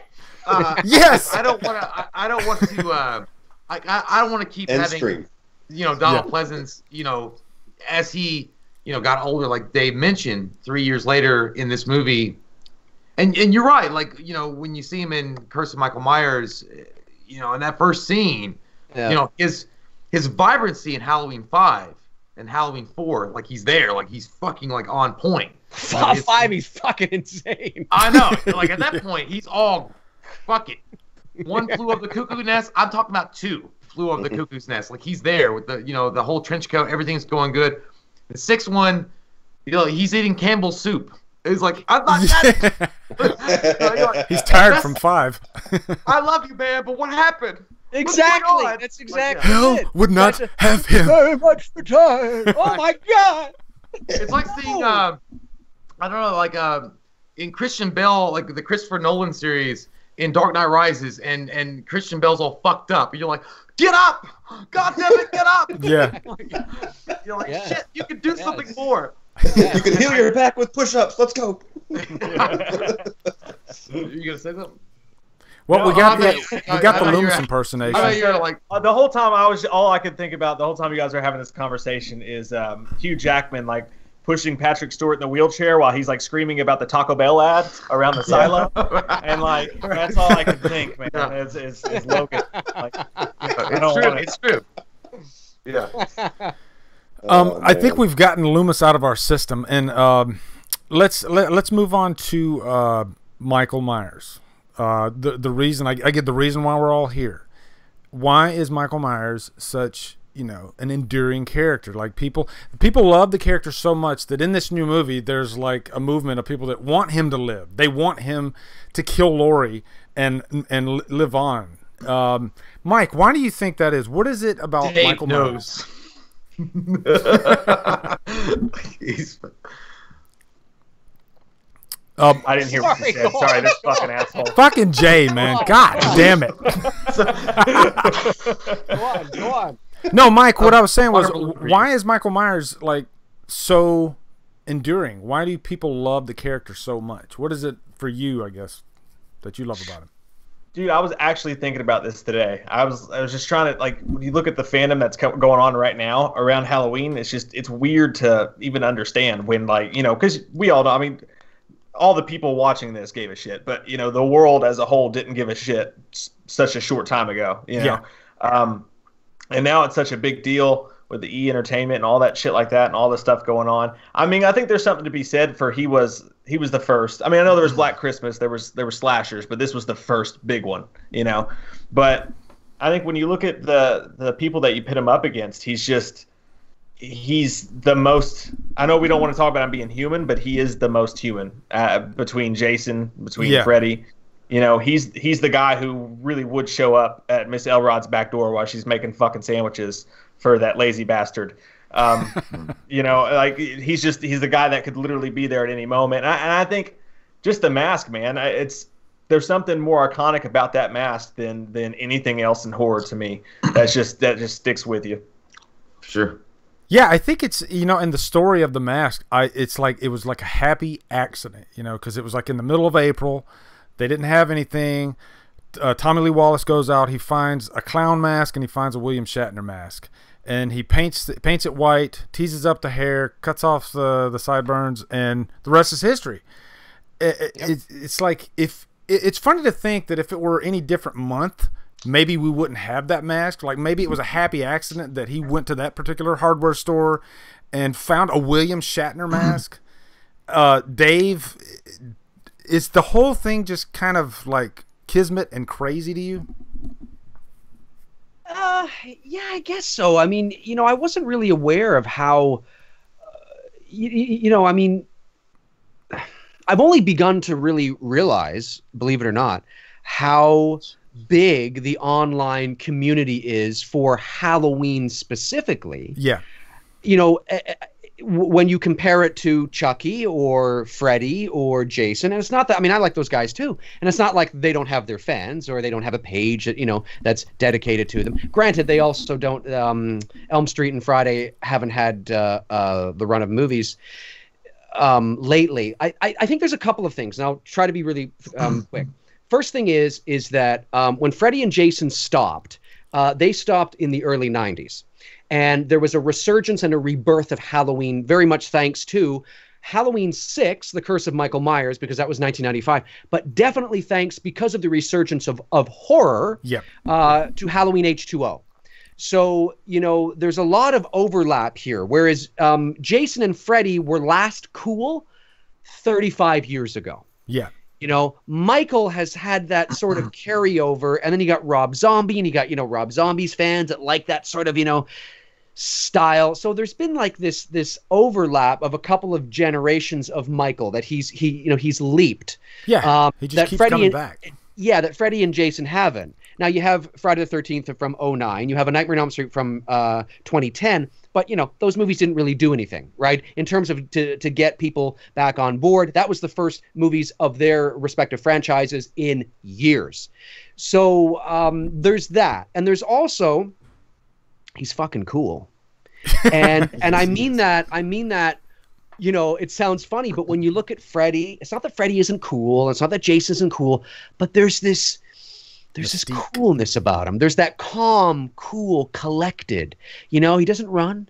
You know, he doesn't talk. He doesn't, you know, it's not like Freddy. Not that Freddy isn't cool. He's cool, you know, in his own right. But in the later sequels, he became fucking ridiculous. You know, doing all that shit, right? Michael is fucking cool. You know, he's always been cool. You know, he's always, even in the movies that I hate, he's got a coolness about him. Yeah. You know, and I think subconsciously that sort of, people are like, yeah, he's cool. You know, it's cool. And the music, dun, dun, dun, dun, dun, dun, dun, dun. I mean, there's a number of factors that, I mean, I could go on and on and on, but that's sort of the nutshell, the tip of the iceberg, I think, of why he's so attractive as a character. Yeah. You know, he's cool. You know, he's got that creepiness, that eeriness, that absence of character, that absence of that mystery, that mystique that Jason and Freddy and even Chucky don't necessarily have. So, Cody, this one's addressed to you. I know people, friends that I've like, you know, encouraged, hey, check out the franchise, you know, at least watch the first 6 movies, or, you know, NH2O. And, you know, at first they are just, you know, they don't really care too much about the franchise because maybe they dipped in or maybe they just watched the first one. And then I've seen these people come around and say, I'm obsessed with this franchise now. Is that something that you feel like you're leaning towards the more you watch the movies? And I don't know how many times you've watched all the movies, but do you find that mystique in the character as you watch it more and more? Halloween's just got a different flavor to it. You know what I mean? Like, I'm a fan of the franchise. It took me a long time to watch the Thorn trilogy. I didn't watch the Thorn trilogy all the way through until about 2 years ago, but I'd seen pretty much all the other ones. Yeah. But I've always loved the original. You know, if you wanted to call it purist, like I'm the purist of the original movie, to where like everything that the sequels do that's different from the original always kind of grinds my gears a bit, which is why I was so excited when they finally announced this one was going to be erasing all that shit and going back to the beginning. I was like one of the only voices online that was like, fuck yeah! But the thing that's cool about Myers and why the franchise is kind of alluring to kind of, you know, I'm a Freddy fanatic. You know, I'm a Nightmare guy. But when I'm not in the mood to watch a Nightmare movie, and I like the Friday the 13th franchise, but that's probably the one I'm the most lukewarm on. But whenever I go to pop in a Halloween movie, it's just a different flavor. You know what I mean? Myers has, of the big three killers, Myers has the most mystery about him. He's got the most kind of allure about the evil that controls Michael. Because, you know, Freddy, maybe not so much in the first couple of movies, but certainly as Dave was alluding to in the later movies, everything about that character is right in your face. Yeah. There's nothing behind, you know, they show you everything. They tell you everything. Jason is more about, I mean, he's cool looking, but Jason is more about how disgusting we can make the kills, in my opinion. And then you get to Michael Myers, and Michael Myers is more about this mystery, just this kid that, out of nowhere, evil. Yep. You know, switch just went off, and he has there's no motivation, at least for the original intent of the character, which hopefully we're getting back to. My Myers, you know, hashtag my Myers.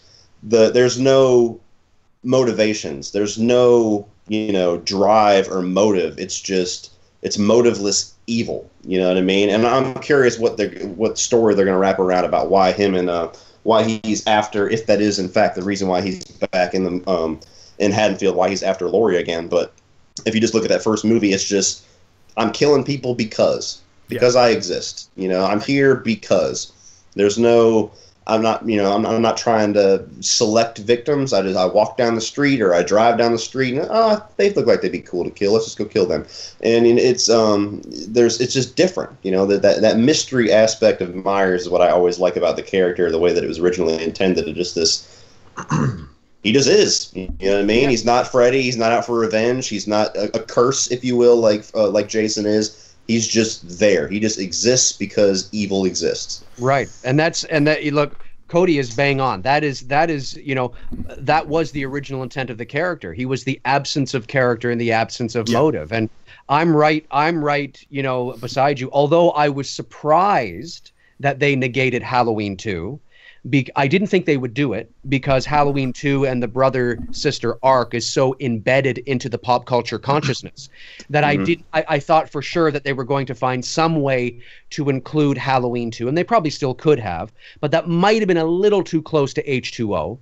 But when I heard that they were going to negate part 2, I was okay with it. I mean, because you know, I'm right there. I like that original intent of the character, because that is what is really frightening. He is human. The original intent of the character was that he was human, but he had that slight supernatural. You weren't supposed to know. You were always supposed to go, well, yeah, is he?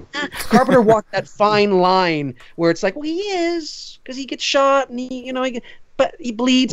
Yeah, but I don't know. There's something and that's what was so brilliant about it, is that you weren't supposed to know. You know, he was the boogeyman for all intents and purposes. Yeah. So, that's I agree 100% with everything that Cody just said. Yeah, Cody hit the nail on the head for me. It's evil, and I guess that's what it comes down to. If you know, because you have people that love Jason. I mean, I know people that are freaking obsessed with Jason. CP's obsessed with Jason. I get it.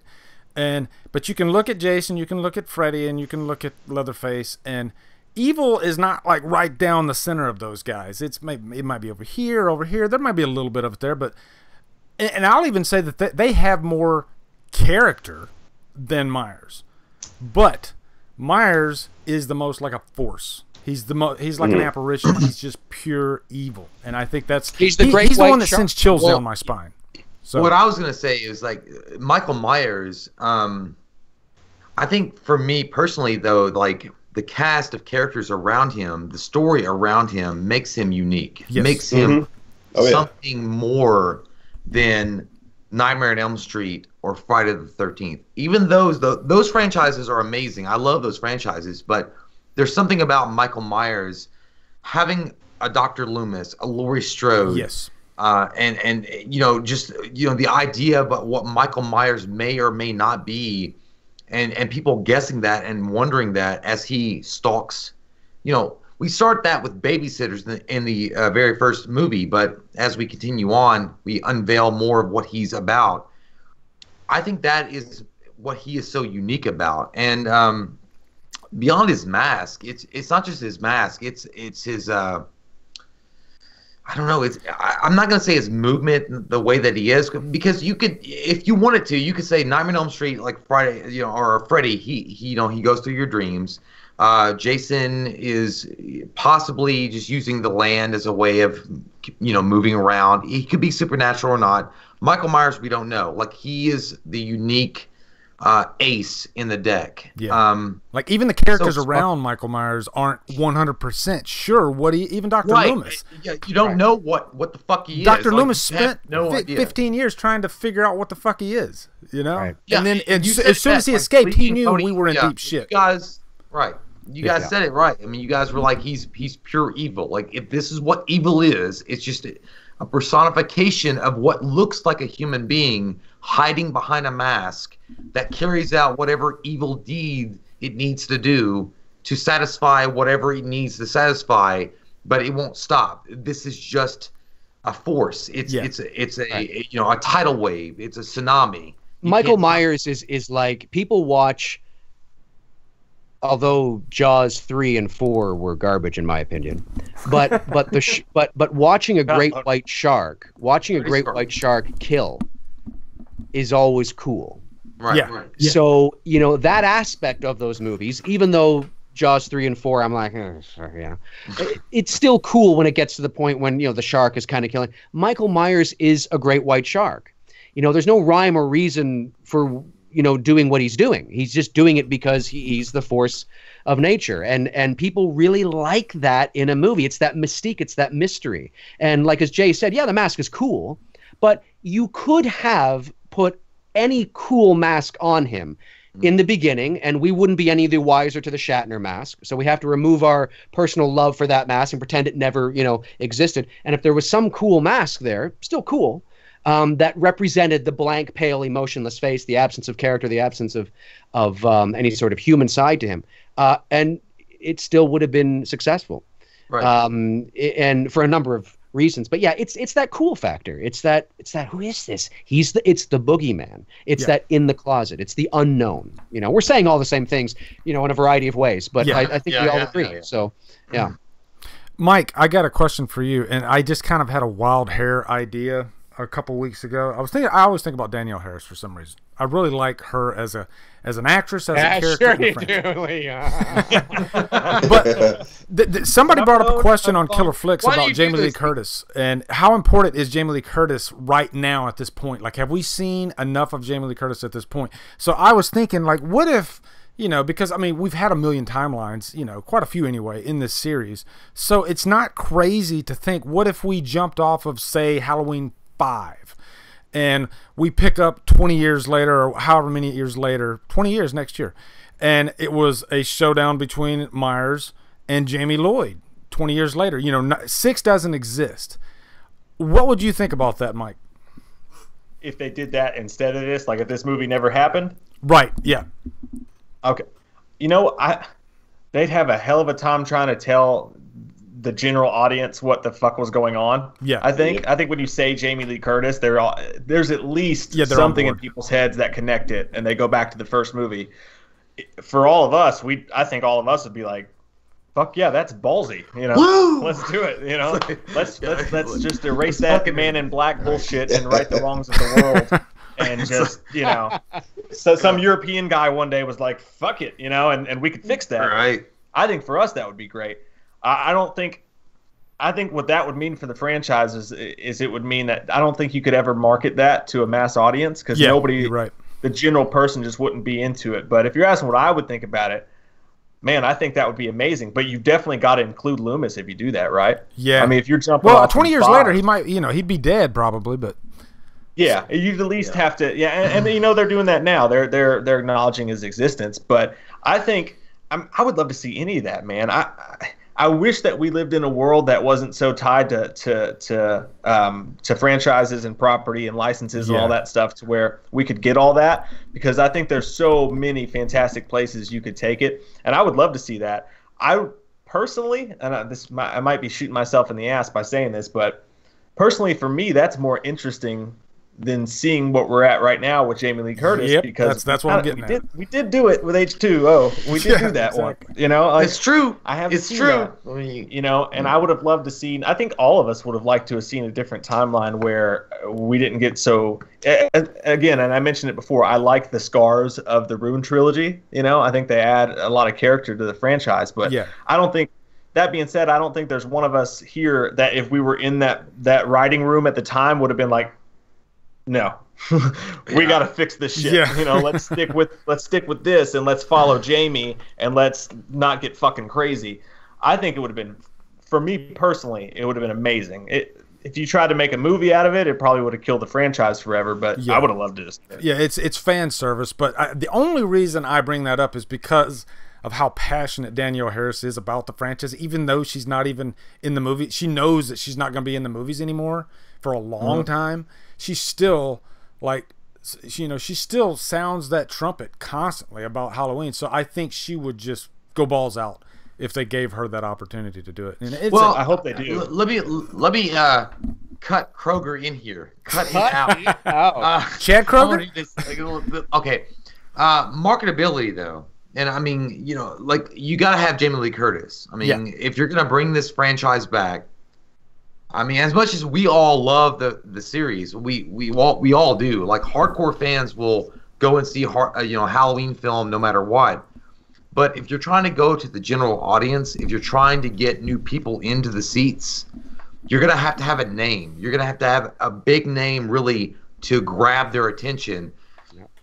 And it's genius, really. You get Jamie Lee Curtis back to play Laurie Strode in what we all think is probably going to be the last time. Pretty much her Han Solo swan song in this film. You're able to get the people's asses in the seat and make this movie a success.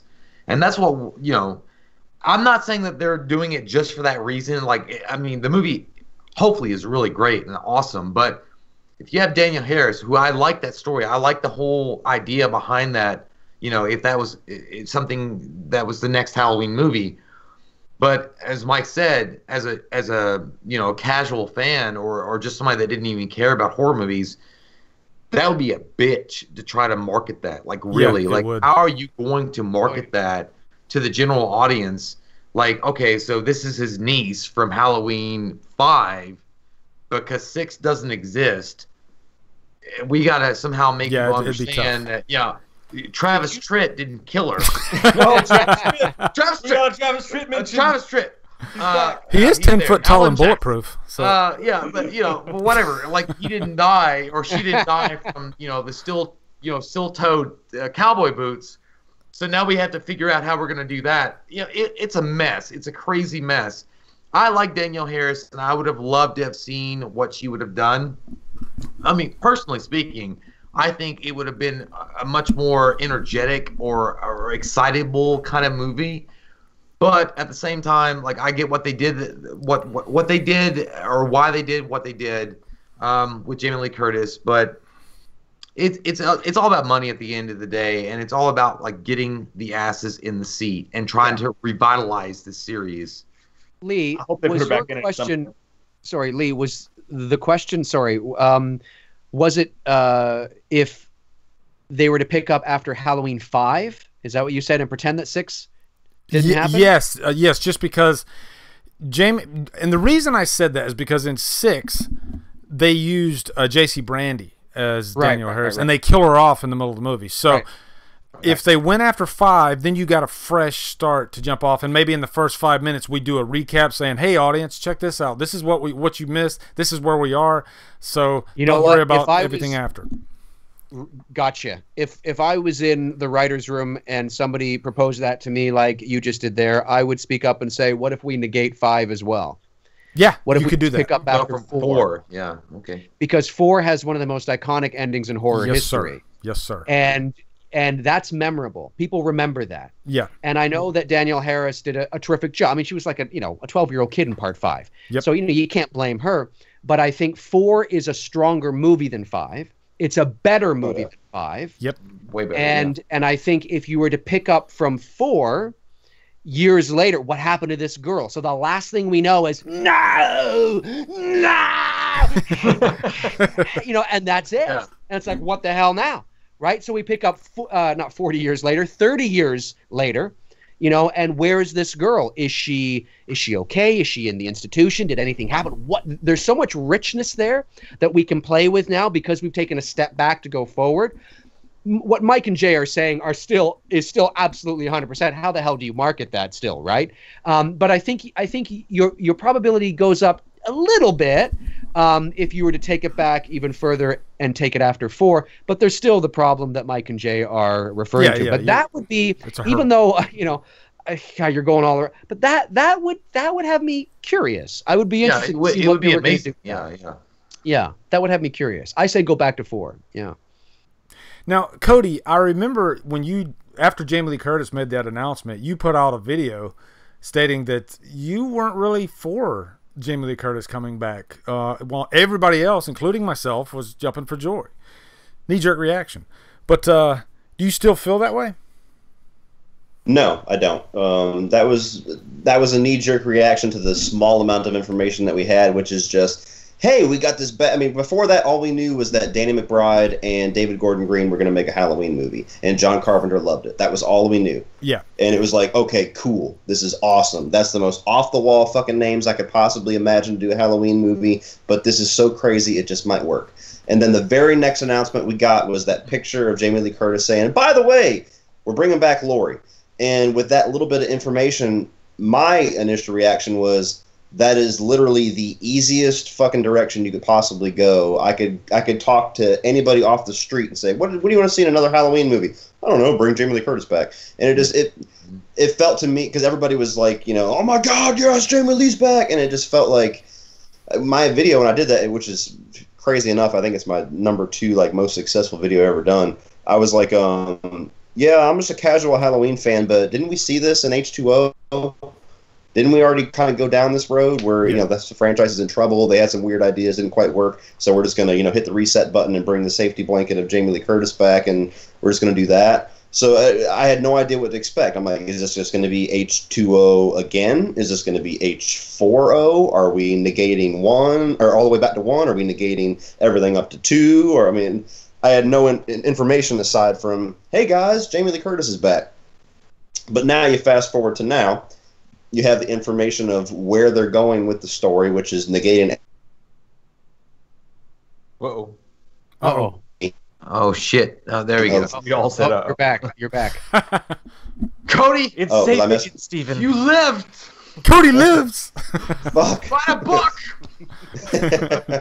Well, I have no idea what the last thing I said anybody heard was, but now that we have more information, and now that we know what this movie is going to be for the franchise, and now we're going to bring Jamie Lee Curtis back to continue off of that original film in the vein that they're not siblings, which I've always been a fan of, because I'm one of the few people out there, I've never really liked the sibling angle, especially the way it was executed in Halloween 2. It just felt so thrown in, just a random scene of Loomis and this nurse in the car. Oh, by the way, they're brother and sister. What? And then he runs away, and you never even get a scene in the original franchise. And this is one of my defenses of Halloween 2, Rob Zombie, is that he at least gave you this really emotional scene where Laurie finds out that she is his sister. Yeah. And she freaks the fuck out, and it's this huge crushing weight on her. We never get that with Jamie Lee Curtis. She goes, I mean, you never have a scene where Loomis tells her. You never have any form of realization. You go from the ending of Halloween 2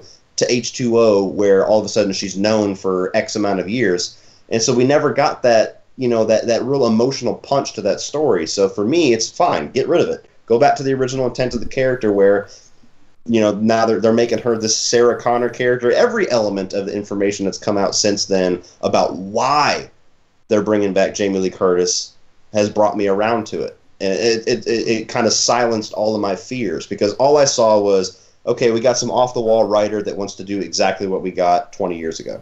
So that was kind of my initial reaction to it. But now, fingers crossed, everything that they've said with why they're going back and why they're cutting the fat of the franchise and going back to the original Carpenter Halloween, I'm all for it.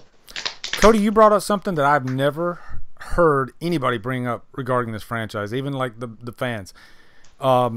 Jamie Lee Curtis as Laurie, her reaction to finding out that she is related to Myers. You're right. You never really saw her have some kind of emotional response, and I'm glad Rob Zombie actually did that. And my question is for Mike on this. Now, if you remember when Rob Zombie announced that he was going to be directing a reboot of Halloween, I was like, wow, that could be really interesting, and I was super excited.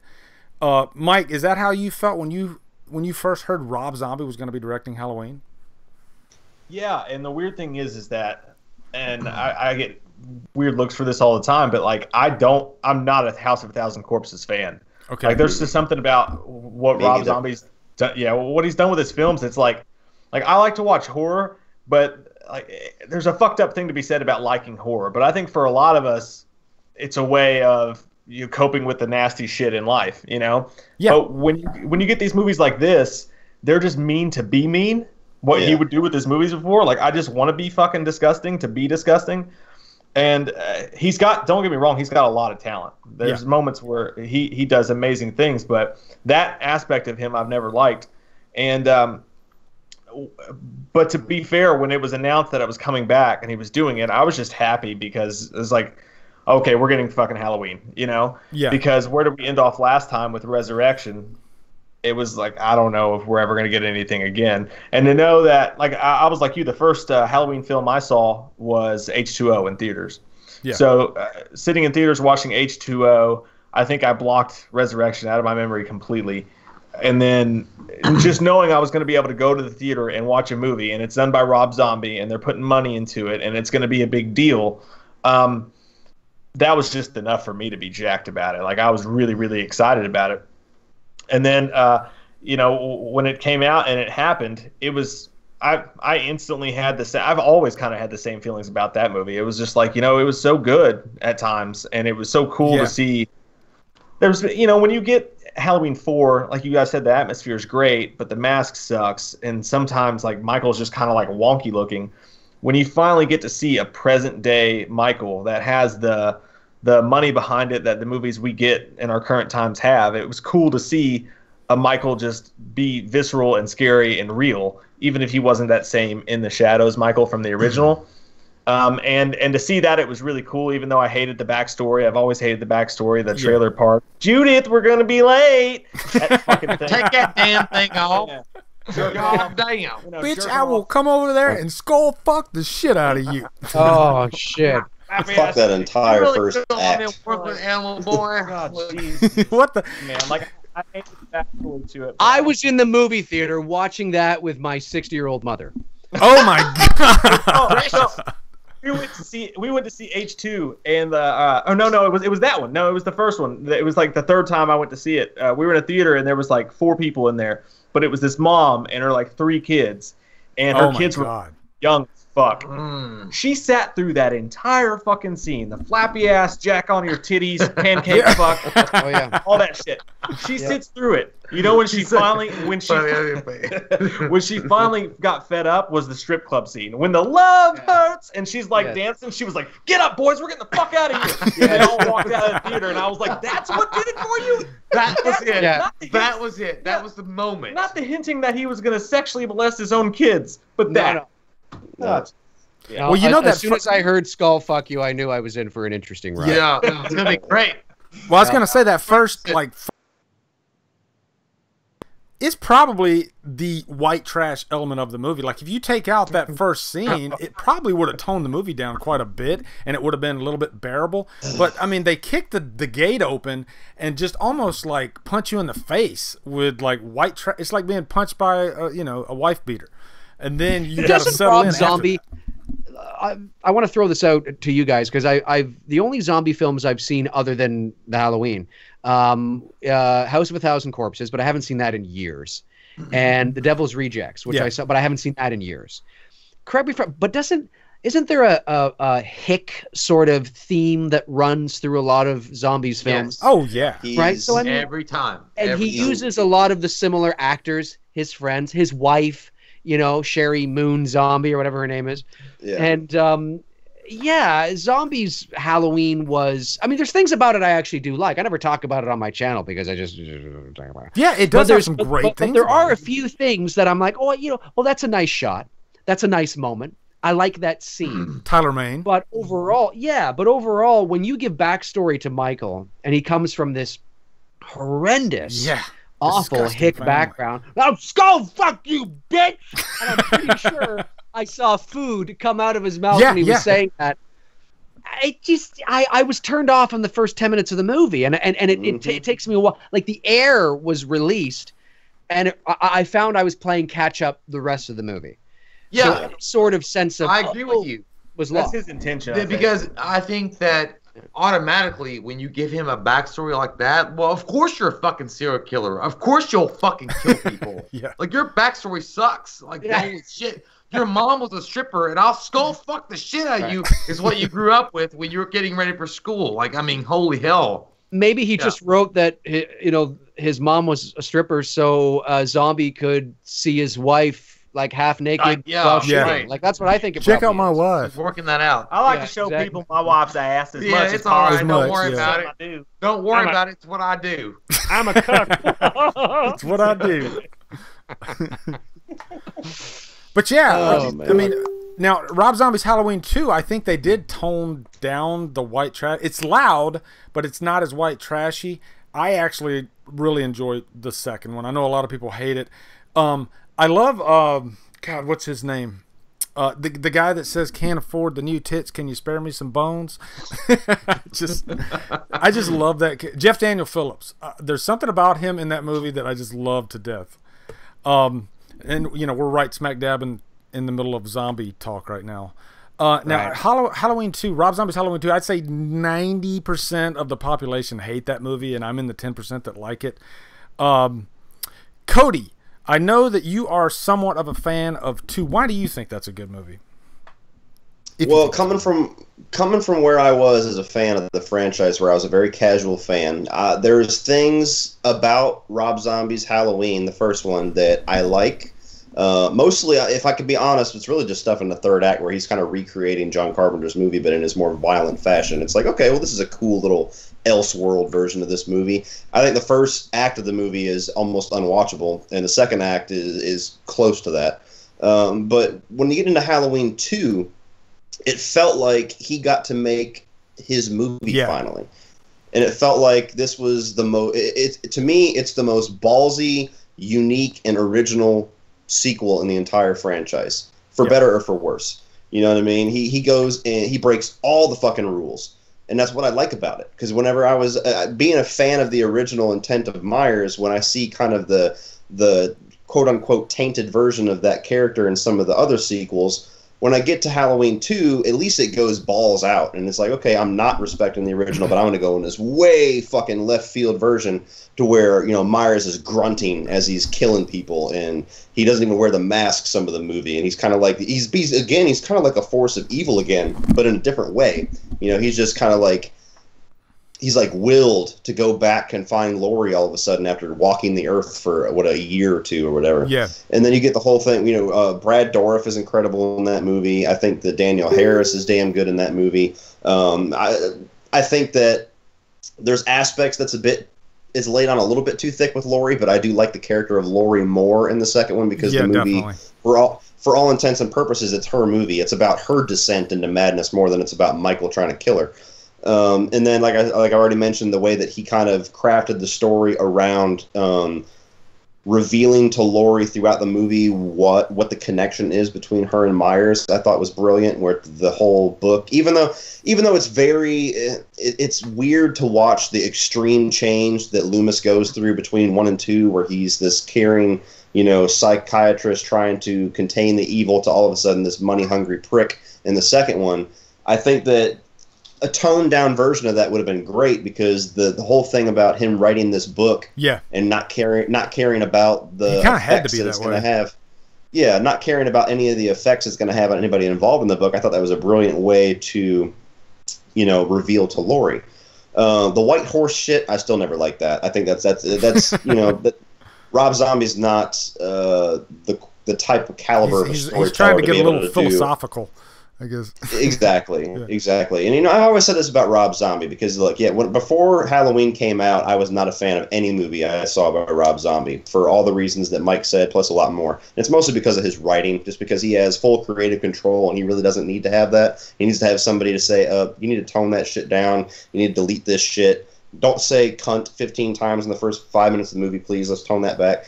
So he needs that, but whenever we got the trailer to Halloween, the trailers kind of lied to us, because they hid a lot of the Rob Zombie shit. They just showed a lot of the John Carpenter vibes going on.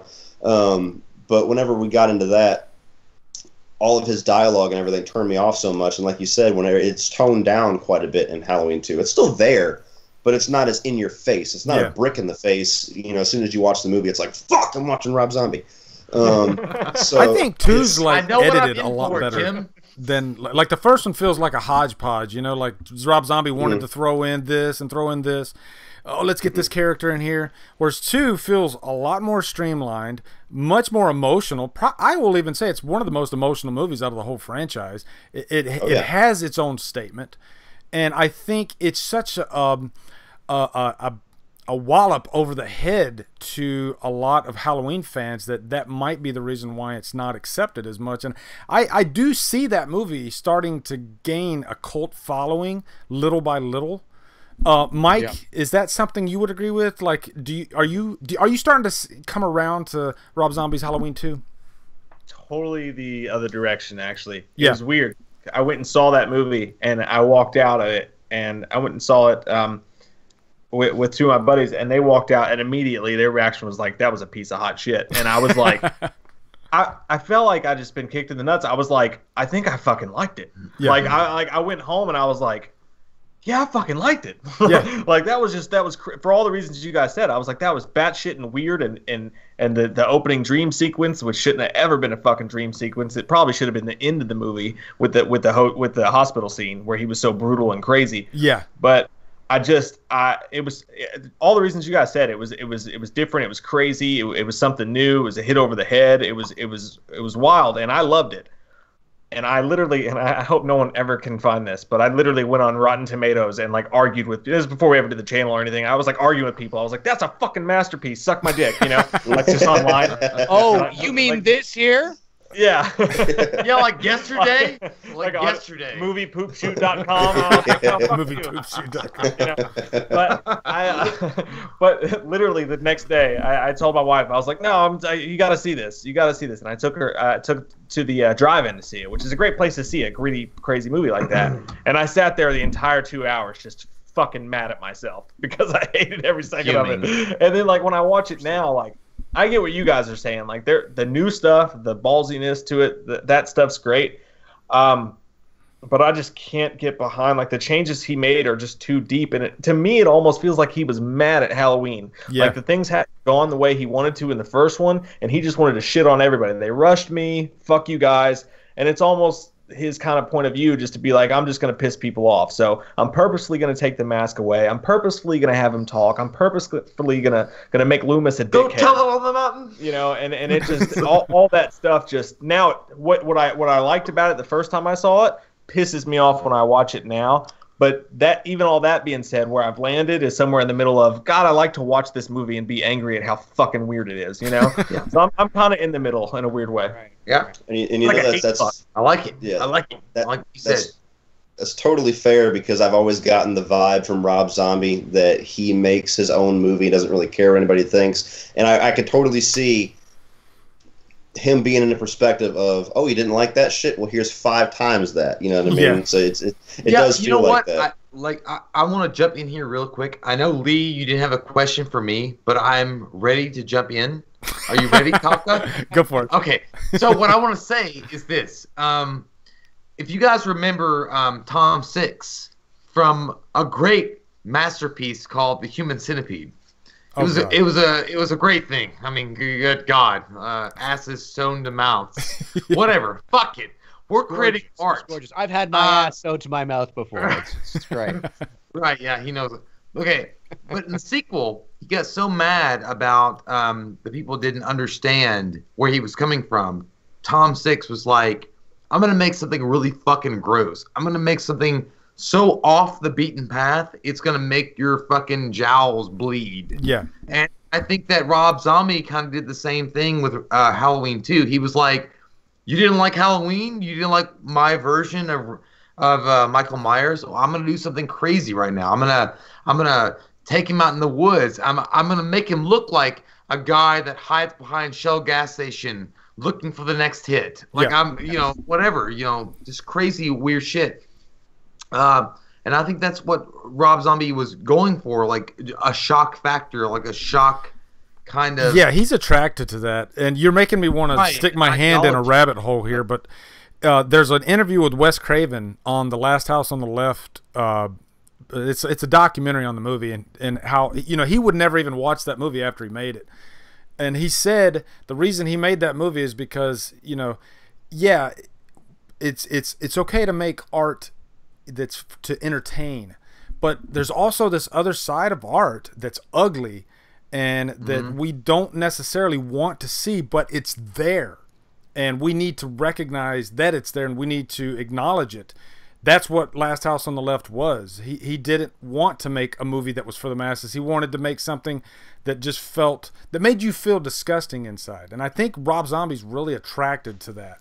He wants to shock audiences. Rob Zombie, I think, is one of the directors in Hollywood. He has so unmatched potential to be a great director. Like, I think he could be Cody, really great director. I really do. I think that he could be something worth a fuck, like, later on in life. There's a movie in there. I don't know. Like, there's just something about him. Like, he knows how to film a scene. Like, he knows how to tell a story viscerally. But just maybe he's rough at it. But what he was doing with Halloween was maybe not the right vehicle for him to be doing it with. Like, I think it was a big thing for him to take on, and he wasn't ready for it. Like, he didn't know how to. Oh, he seemed really stressed out to death between both shoots. Like, he does not like that experience at all. He was. It was a George Lucas kind of thing, like Star Wars kind of thing. Like, in the first Halloween movie, he worked within a constraint. He worked within, this is the story. This is the borders that you cannot cross. Like, right? Like, you have to tell the story. You can tell it as nasty as fuck as you want. Like, Judith, take off your mask and fuck me in the butt. Whatever. You can say all that stuff. It's from the script. That was the original script. Wow. You can say all that stuff, but we have a border. You can't cross this border. You've got to stay in the guidelines, and that's it. Halloween 1, that's it. And so when Halloween 2 comes out, he's maybe let off the leash a little bit to do what his vision is of Michael Myers, what he thinks is scary with Michael Myers, and by doing so, you get a very controversial movie. You get a very divisive movie. Yeah. By letting him do that, but still, the very beginning of the movie, the first 30 minutes of the movie is fucking great. The hospital scene, like I'll never forget, is so well done. It's so visceral. It's so in your face. It's bloody. It's disgusting. But it's Michael Myers. It's vicious. Yeah, that felt the most like Michael Myers. And I actually stood in that parking lot, by the way, because I drove down to Covington, Georgia, and I filmed my Rob Zombie's Halloween 2 Revisited at the filming locations. And that's actually a high school. It's not a hospital. But it was just so cool to stand there in that parking lot where Myers walked in the rain. And I was just like, oh, this is so fucking cool. Yeah, Rob Zombie. But he goes there, and then, afterwards, it's his own, version of it. Yeah, he's like handing over, okay, this is what you want. Now let me give you this. Now let me get to the nitty-gritty of what I want to do. Right, yeah. Everything you guys just said is 100% right. And I don't really have anything to add, really, because I was about to say what Jay was saying, and then Jay said it. So he's absolutely right. I do recall an interview with Rob Zombie back in and around the time that Halloween came out, 2007 or so, and he wanted nothing to do with a sequel to that movie. Nothing to do. He was not going to do Halloween 2. If they were going to do one. But of course, a year goes by and he's feeling, he's de-stressed and he feels a bit better. And I believe they obviously came to him and said, okay, well, now you've got this free reign here. You still can't do this, this, and this, but you've got a lot more room now that you can work. And he's like, okay, well, I'll come back and do this. I'll complete this, but I'm not following Halloween 2, 1981. I'll have a hospital scene, but I'm going to make it a dream. I'm going to have this, but I'll make it this. And then I'm going to go off on, like way, way off. And I think the reason why it's very divisive is because it's the kind of movie that you're either going to love or you're going to be really sort of taken back by. Because one of the reasons why I think you'll really enjoy it is because you're like, oh, this is the movie we're watching? Okay, and then way go your expectations. So now oh, I'm not going to get this. I'm just going to, okay, well, now I can just sit back and enjoy it for what it is, and then you're either really going to like it or you're not going to like it. Or you're going to be like Mike and you think you like it and then you go watch it again and you find that you hate it. But yeah, I think that's sort of, it's always going to be a polarizing sequel for those reasons, I think. For sure. To piggyback off of what Jay was saying too, I've said this a lot because a lot of people think I'm a Rob Zombie hater to a degree, and fair enough. To me, Rob Zombie's not one of the worst directors out there, but he is far and away the most frustrating director for me because exactly what Jay said. I know that fucking guy has a brilliant, like, top 30 of all time horror movie in him somewhere. It just he needs a different writer. He needs a writer, not himself. But he needs somebody, or if he wants to write it, he needs punch-ups, or he needs somebody tapping him on the shoulder saying, no. He needs some reins on him, because every single movie I watch by that guy, there's something he nails. I can't stand 31, but the opening of that movie is brilliant. The way that he focuses, and it's a still camera, and you just see Doomhead slowly come out, and you're forced to just live this entire scene, focus on this nasty motherfucker's face, and you just feel dirty the whole time. Like, that whole thing.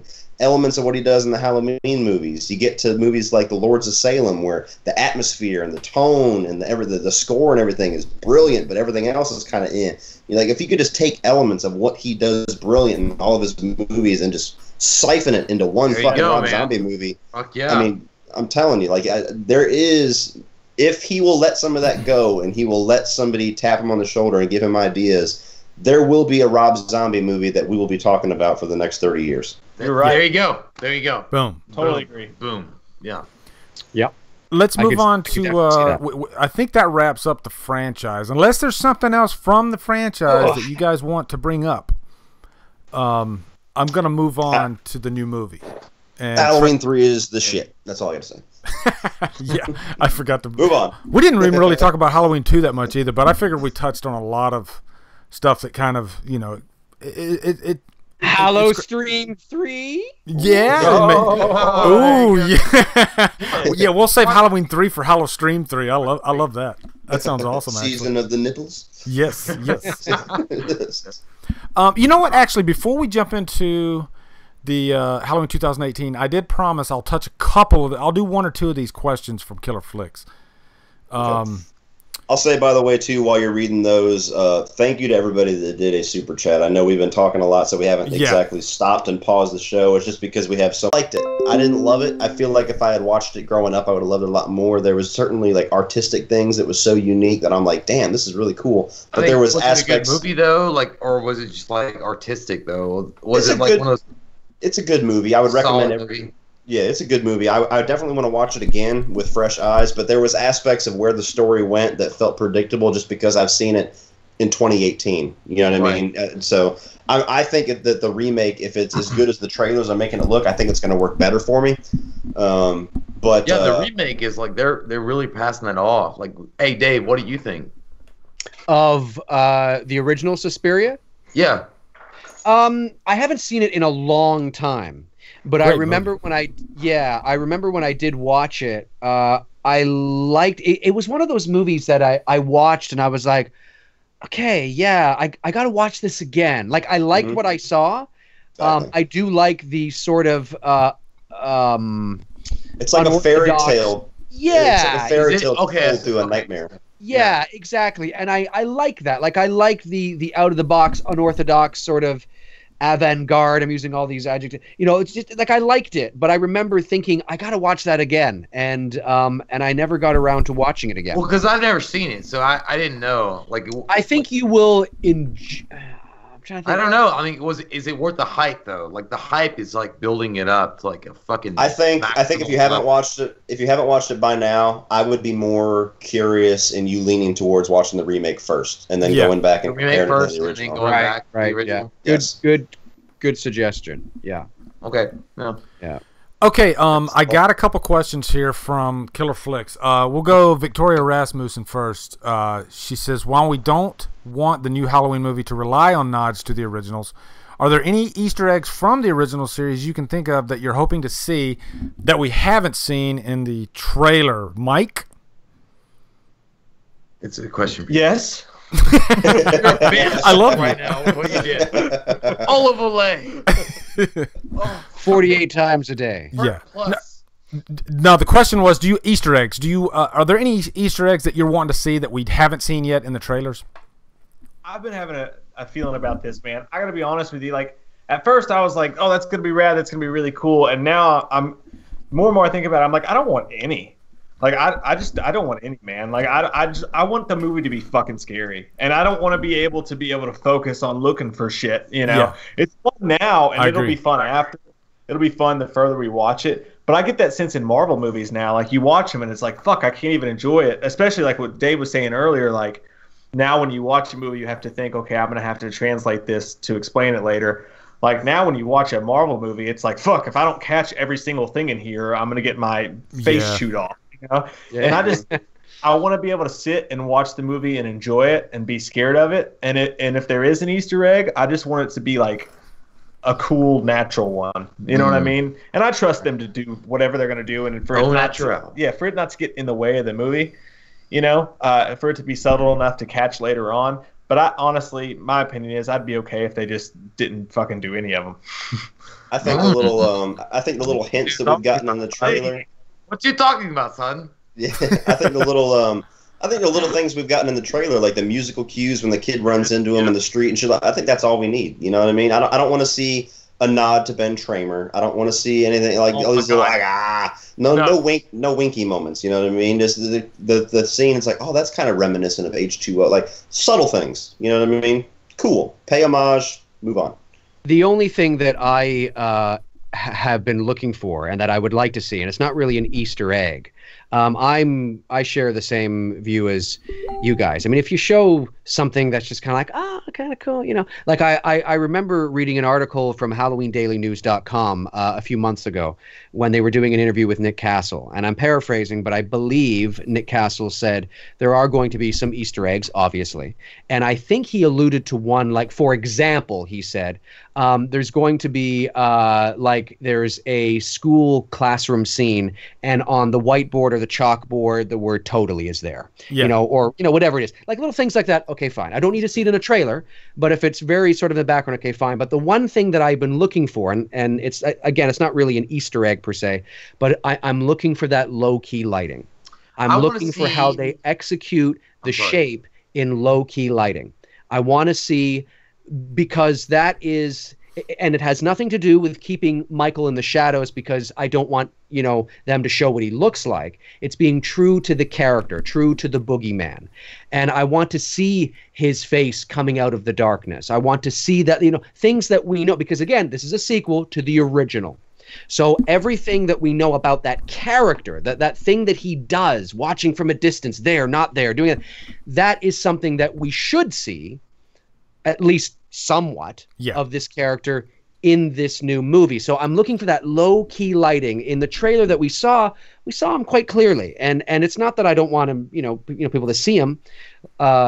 Like I said, I just hope that there's that darkness around him. And we don't see him with any real clarity during the day. Those are some things that I'm looking for, because I think that really helps his character. But it's not really an Easter egg. Not really an Easter egg, but what I think would be really cool is if we get through this whole movie and then Michael wins, and like a shadowy, kind of like what they did with the Halloween Returns script, like at the very end, a relative of Loomis comes out that's kind of up there in age, like maybe he's 40s, 50s, pops out, and he comes to investigate what just happened. He didn't make it for this movie, but then he shows up, and then that sets up like where we go from here.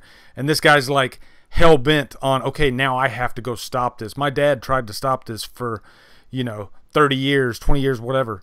So now now this is my problem, and I need to do something about this. I think that would give me fucking chills. That's what I would like to see. Like that, Lee. Thank you. Jesus, Lee. Yeah, nips. I'm telling you. Nips. Your nips are ridiculous.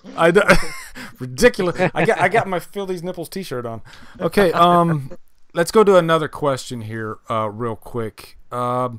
Now, this one was addressed a couple times. I'll say Buddy Hefner, not to be confused with good old Bud. But, hey, buddy. Hey, buddy. Buddy Hefner wants to know about Buddy Now, Hefner. what if at the end of this thing we find out that she is his sister? Is that a possibility? Do you think that could happen, Jay? That would. I'm fine with that. I'm fine with that. I'm fine with that. Like, I know that people are like, fuck you, okay? I can see your head goddamn shaking right now. Turn your head, Mike. I do have a dick. I don't have a dick. I do have a dick. What are you doing? I don't know. Yes. Could you do that again? But yeah, I mean, you know what? I'm fine with that. Like, I've adjusted myself that she is not related to Michael Myers at all, and this is a brand new take on Michael Myers and the whole relationship between Laurie Strode and himself. However, if at the end of the movie, if it's revealed that their brother and sister, oh my fuck. See? You don't Did you fart? Okay, yeah. Okay. It is a bit weird. Okay, I don't know what to do with my hands. Like at this point, I'm like, holy fuck, Edward Scissorhands. Like I don't Just know. stick them in your pants. Yeah, put them. I was just gonna say, put them in your my pants. pants. Jesus Christ, Lee. I'm sorry. Ask these questions. Jesus Christ. No, she's not his sister. Right. That's a rumor. That's a fucking rumor. But you promised. It all comes down to what? execution. I'm gonna say if they want to end the movie that way, if it was going to be the last Halloween goddamn movie, fine. But I think it's not going to be the last Halloween movie. I think look, it's not going to confuse the hardcore fans because then we're going to take that and go, oh, interesting. Oh, I guess I think it would confuse people. I think the average person. Well, wait a minute, I thought they were. Wait, so she is a sister? So Halloween 2 did happen? Yeah. Wait, so H2O did happen? No, it didn't happen. No, it didn't happen. I saw this. No, it didn't happen, man. There's gonna be divorce. It's gonna be all kinds of crazy things. Exactly. No, I don't. Crazy fucking legs going on everywhere. So Jim Carrey from Liar Liar wrote the script, and he's like, "I've just proposed a settlement to dick with them." The goddamn. I think there is more. I think there is more likelihood that Ben Tramer will come to Laurie Strode's rescue than Laurie Strode being revealed that she is in fact his sister. You know what? And I don't. And I don't awesome. think the Ben Tramer thing's going to happen either. But I think I agree with you, Dave. I don't think it's going to happen at all. Like I really think that's one thing that's never going to happen. I agree with you, Dave. But yeah. I'm sorry. Like I think that. You know, they're already presenting it as a fucking fact that they're not related. Yeah. So at the end of the movie, if they try to pull out a dildo and slap it in your face, they're not going to do that. Like, you know what I hope, though? I do hope that there's a little more. Now, again, we don't see the conversation before this. We don't see the conversation after this. But I am hoping that there is a little more to know that's just something people made up. Right. Yeah. It feels very throwaway, and it's kind of like, okay, we got, like, I get it. You don't want to spend too much time on it because then it becomes a central focus of the narrative. Fair enough. But I hope it's not just, I know, it's just some people, oh, okay. And it's just like, there you go. And on with me. It just feels a little, well, shouldn't there be maybe a conversation with her, with Laurie? I thought you were, and maybe she says, no, that was something. And there's like this minute conversation about it or something that just makes us feel go, okay, cool. All right. It's not just thrown away on a sidewalk with a bunch of kids. But if it is, well, okay, we'll see. We don't know what, sorry. Go ahead, Cody. I'm assuming they're probably going to have a scene like that when she's being interviewed, in that scene where she's like, "You don't believe that this is Boogeyman? You should." They're making like a behind the music kind of thing with her. It seems like. So I think they're probably going to bring that up. What do you think about the the rumor that you guys are brother and sister? Oh, it's bullshit. Right. And then we'll probably get into it a little bit more. But no, I think that would be the dumbest fucking thing ever if they did that, because it's like what they did with Star Trek Into Darkness. Like, no, he's not Khan. He's totally not Khan. Like, he's not Khan, guy. He's not fucking Khan. And then you get to the movies. My name is Khan. Everybody's like, no fucking shit. You know what I mean? It doesn't make any sense to do that. Well, that negates the entire purpose of this movie if they do that. Now, like I said, it all comes down to execution. Maybe they can find some badass fucking way to do it, and we're at the end, nobody cares. We're like, fuck yeah, what's next? But the idea on paper pisses me off just talking about it. Mm-hmm. Yeah, it is. I agree. Stupid. I can feel the pissness in my loins right now. Oh yeah, you're exactly right. A lot of people would be pissed. Yeah, you don't want to go that route. You don't want to confuse your audience. I think with this movie, they had probably a checklist of, we can't do this shit, can't do this shit, can't do this shit. We're gonna piss off a lot of people if we do this shit. So they're riding a fine line with this movie, I think, because they want it to be for the masses, but still we want Myers to be scary as fuck. We still want to give them that really dark Halloween movie. So yeah, I think they're playing it safe. I think that's what they're doing. I think you're right, and I think it's important for the viewers to remember that although they are going back to the essence of the original, bringing that into the 21st century, and we're going to get that, that more of that Carpenter Halloween probably than we ever have. It is important to remember that this is a David Gordon Green movie, and Carpenter wants him to make it his own, and that's important that he does, because if he tries to appease everybody, you end up appeasing nobody. And so I think I am looking for those moments. We can sit there and go, that's good. If we were all in the theater together, we'd be going, and that's cool, that's fine, but you got to make it your own. It's 40 years later. Let's see that progression, right? Absolutely. So yeah. Okay, I'll go to one more question, and then we will go to the trailer 2, which that's going to be an interesting conversation. Yeah. I've already seen it. Oh, fuck you. Okay. Can you imagine if they showed it at the premiere? I know. Yeah. Dave, that would be weird. How are you gonna? The look on Mike's face, like, fuck off. He's like, you did not see it before me. Dave, how are you possibly gonna do a trailer reaction to that after you've seen the fucking movie? No idea. How's that gonna happen? No, what's going to be horrible is if it drops on Saturday afternoon. I mean, like, yeah, that's a bad one. That's a bad one. I think you guys will get it. I think you guys might get to it before me. I'll just have to upload a quick thing. Yeah, I'm aware it dropped. Yeah, talk to you later. I don't know, because I'm between Kohl's shopping and Old Navy. I don't know. I don't know what's going to happen. Hey, guys, I'm just at the Gap. I just got to let you know that Paper 2 dropped. Okay, I got one question here. Brandon Tabata, who I saw him earlier in the chat.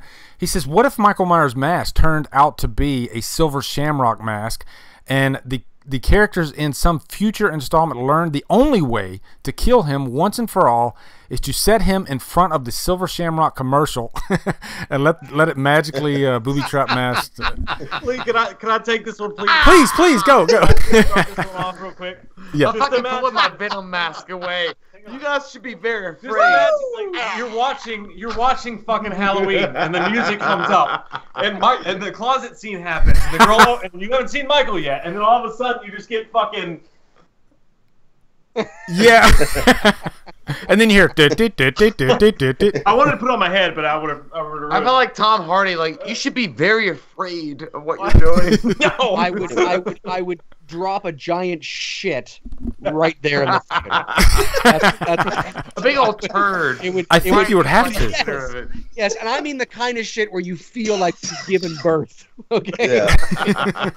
That was a healthy shit. You gotta no call people disrespect who to the didn't know. question. No disrespect to the question, but I was with you for a moment. I was like, oh, that's kind of, but then sitting him down in front of the television is sort of what. It's so fucking awful. Yeah. Well, I'm the gonna, way to bring that no question back disrespect to around whoever it was, but I'm going to disagree with that. Yeah. That The would way be- to bring that would that be a question back into brilliant, reality. like a Wham video, like for a little intro or something like that, and that's about as far as we can go. Well, take the silver shamrock angle, the Halloween. Like, what if Halloween 3 did exist in the Myers world, and they somehow were able to use what they know from Halloween 3 to kind of not necessarily kill Myers, but understand him a little bit better? Is that getting us into trouble, Jay, or what do you think? Well, I mean, how are you gonna do that though? Like, I don't fucking know. The silver. I know that, Lee. Like, I'm just asking. Like, God damn it, Jay! Like, the whole thing was though, like, That's for the next movie to talking about figure the out. Silver Shamrocks thing, and like having that as an idea to play into the Michael Myers universe. It doesn't make sense at all. If you had the Silver Shamrocks like mask in the Michael Myers universe, I don't know. It's like oil on water. It doesn't really work together at all. Like, it doesn't make sense. I mean, if you had a couple of kids running around in the Halloween remake with the fucking pumpkin mask or, you know, the goblin mask as they're trick-or-treating, and then, you know, you see Michael Myers breathing through the mask and like, oh yeah, I see these cute little kids from the Silver Shamrocks thing. That's great. That's cool. I don't care. As far as like adding them in as an, like, you know what I mean? Like, as an actual thing, like, it hurts my wiener. Like, it feels like somebody just slapped me in the wiener. Like, what the fuck are you talking Flaccid about? around. You just left it with It's that. not. It's not good. No, like, I like this guy. Like, I like his question because he He thinks outside the box. Yes. he wants to throw a But there's boomerang. there's actually a fundamental problem with that. Is that then you're actually giving motive.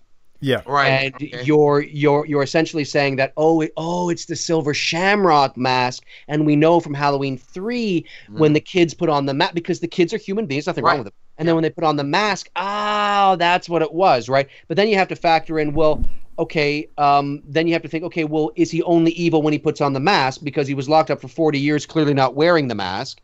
So then shouldn't he be okay? You know, psychologically, and then it just opens up a whole can of worms. I get the idea. I like the spirit of the question, but just it can be just sort of. But then you've given motive, and I like I like your answer better. It should not. I like it way better. And will not be. But it's a fun question to think about. Yeah. It's a fun. Sure. It's like talking about. It's Rob a Zombie's Wham movies. video. Yeah, there's a discussion I'm to gonna be go had. hang out at your house. What if Michael Myers was in a Diet Coke commercial? Hey. Oh, and Brandon Tabato's in the giant chat shit. now. So Brandon, nice question. Yeah. Okay. I know it's getting late here, guys, and I thank you guys so much for doing this with me, even though we all had the technical difficulties at the beginning. We'll talk about the trailer, and then we'll end this madness until the next go around. But trailer 2, is this something that you're gonna watch, Cody, or are you good? It's hard because the movie fan in me doesn't want anything else, but the YouTube whore in me knows there's some fucking views there, so I don't know. Exactly. But, I respect honestly, your fucking honesty, man. Yeah, Yes. that's my Thanks for saying that out loud. Respect plus 100. yeah, and that's my honest answer. If I watch it, it's just going to be because that's the only trailer reaction I've done in like a year and a half, so I might do another one for that. But the problem that I have is that even before the first trailer, my ass was in the seat. And now you get the first trailer, and I've seen enough. I don't need to see anything else. So I always have that fear that I'm going to see something that's going to fundamentally change my experience in the theater, because I've been burned way too many times so far by trailers that decide to show you the whole movie in 2 minutes. And I don't think they're going to be that stupid, but they're also not in control of the trailers. So I don't need another trailer. I'm fine. So I probably. Yeah, for the sake, even though I'm a whore for views, I probably would end up making the decision of, nah, sorry guys, I'm not gonna watch it. Yeah, I think it would better my enjoyment of the movie not seeing it. But I'm with you as a YouTuber. It would be really, really, really hard for me to not try to capitalize on that.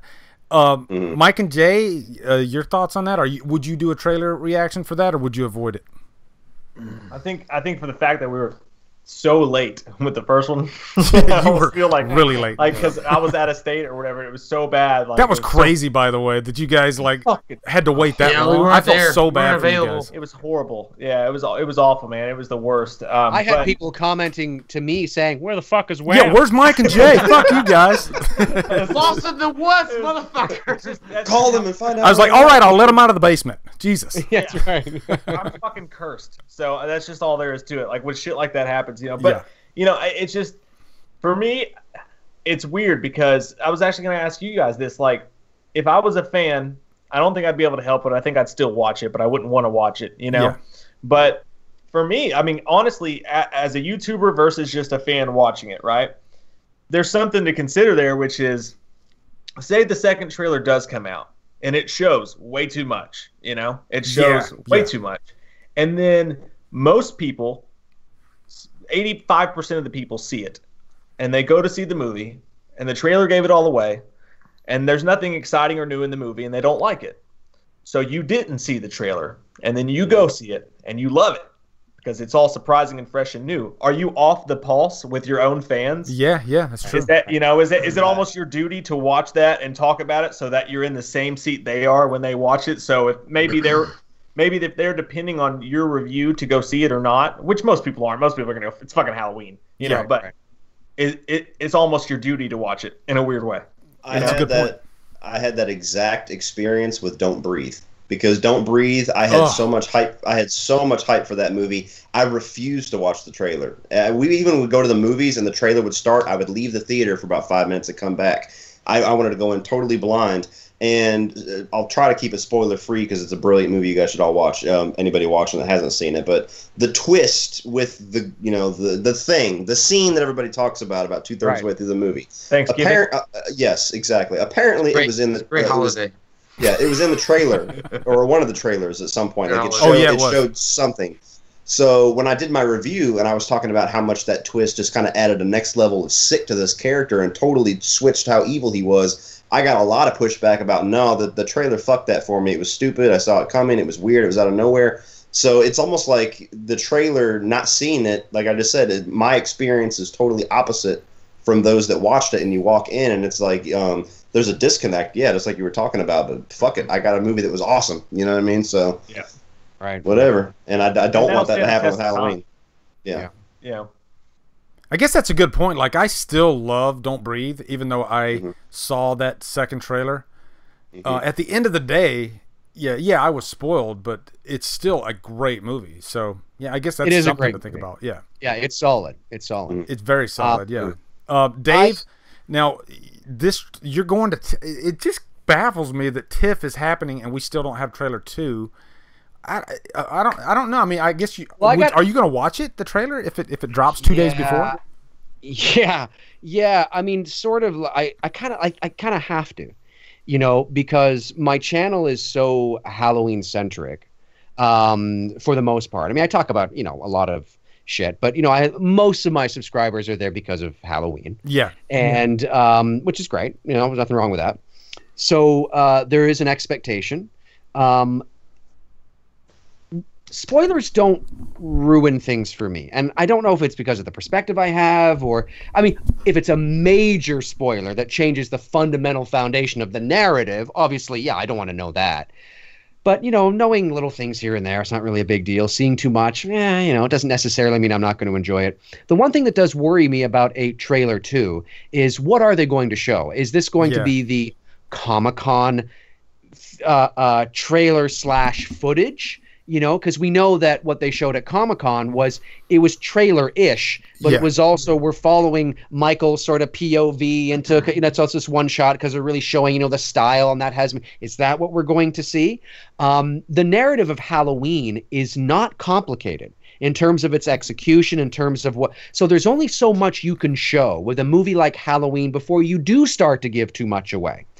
And because it's not Marvel, right? Where you have all sorts of characters and subplots and deep plots and angles and this. It's pretty basic. It's a 90-minute, 90 and change minute movie that is about Michael Myers coming back to Haddonfield. So there's only so much you can show. So it does worry me. I think what's probably going to happen is that we're going to get much of what we saw in trailer 1 in different order. Okay, so it creates the illusion that we're seeing something a bit different. Yep. Peppered in with some new stuff. New Laurie going like this, over her shoulder, or you see her, getting into a car, like things like that. I think is probably the best way to play a trailer 2. Add Carpenter's music into this trailer because he's done. Point. Add his music, because it wasn't. I mean, it was his, but it was the old shit, right? Add something new into it. I'm hoping that's what we see. But again, the question was, am I going to watch it? Yeah, I'm going to, because I kind of have to, because there's an expectation.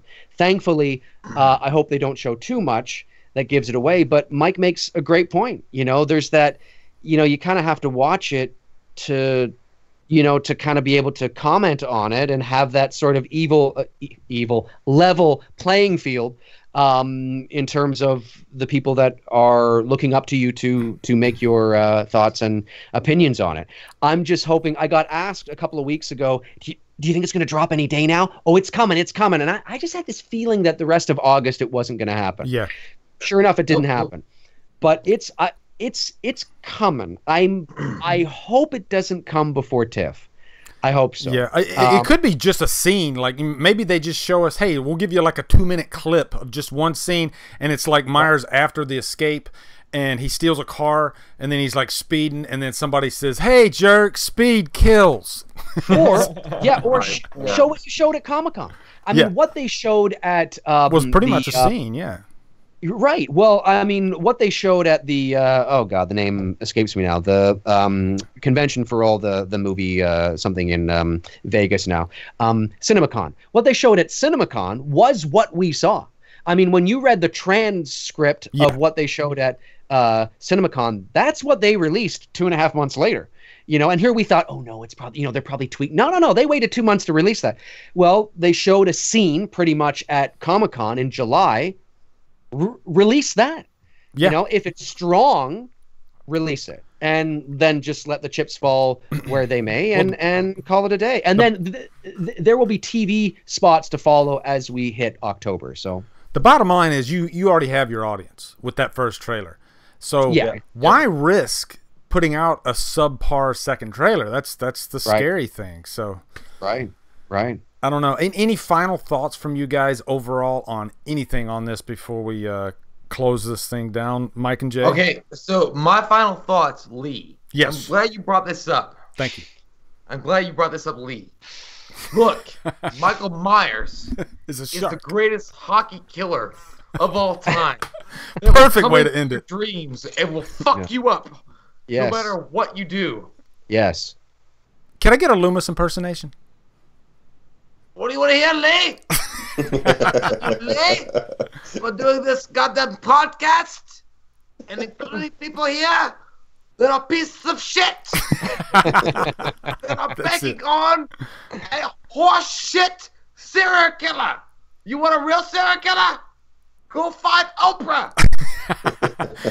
See, because I get a shitload of comments saying, Adderall "Where's Jay's Loomis impersonation?" So you just filled that in. Yeah, That's right. there you go. Yeah, a lot of people are saying Halloween Horror Nights in the chat. They're going to be doing Halloween 4 at Halloween Horror Nights. I know Cody's like 3 hours away. Cody, any plans to go to Halloween Horror Nights? No, October's hard for me to do something because it's both of my daughter's birthdays. Oh, so yeah, okay. it's a hard thing to sell. I'm not going to be here. Have fun. You know, it's probably not in the cards for me. Yeah, I will definitely be there. I don't think I know Mike and Jay just went to the Strangers Pray at Night screening at the pool, which I'm totally jealous. And you got to meet Damian Maffey. Fun, man. Yeah, he's a super cool dude. He's actually sending me I sent him my Blu-ray. He's having it signed by himself and a bunch of crew members, and he's sending it back to me. But he told me, he was like, man, I met Mike and Jay there, and they're just like the most awesome dudes. I was like, dude, I could have already told you that. So yeah. One thing I wanted to say, are any of you guys going to the 40th convention in October? Mm-mm. No. Dude, I wanted to so bad, and tried. it hurts me to say I probably won't be able to. There's too much shit going on. I lucked out because I'm going to be in LA doing some voiceover work, and Oh, it happened God. to fall. It happened to fall. It just so happened to fall. I didn't make the announcement until just like a month ago. It just so happened to fall Wow. the week just after the convention. So I'm going to hit two birds with one stone with that. Damn. So Damn you, Dave.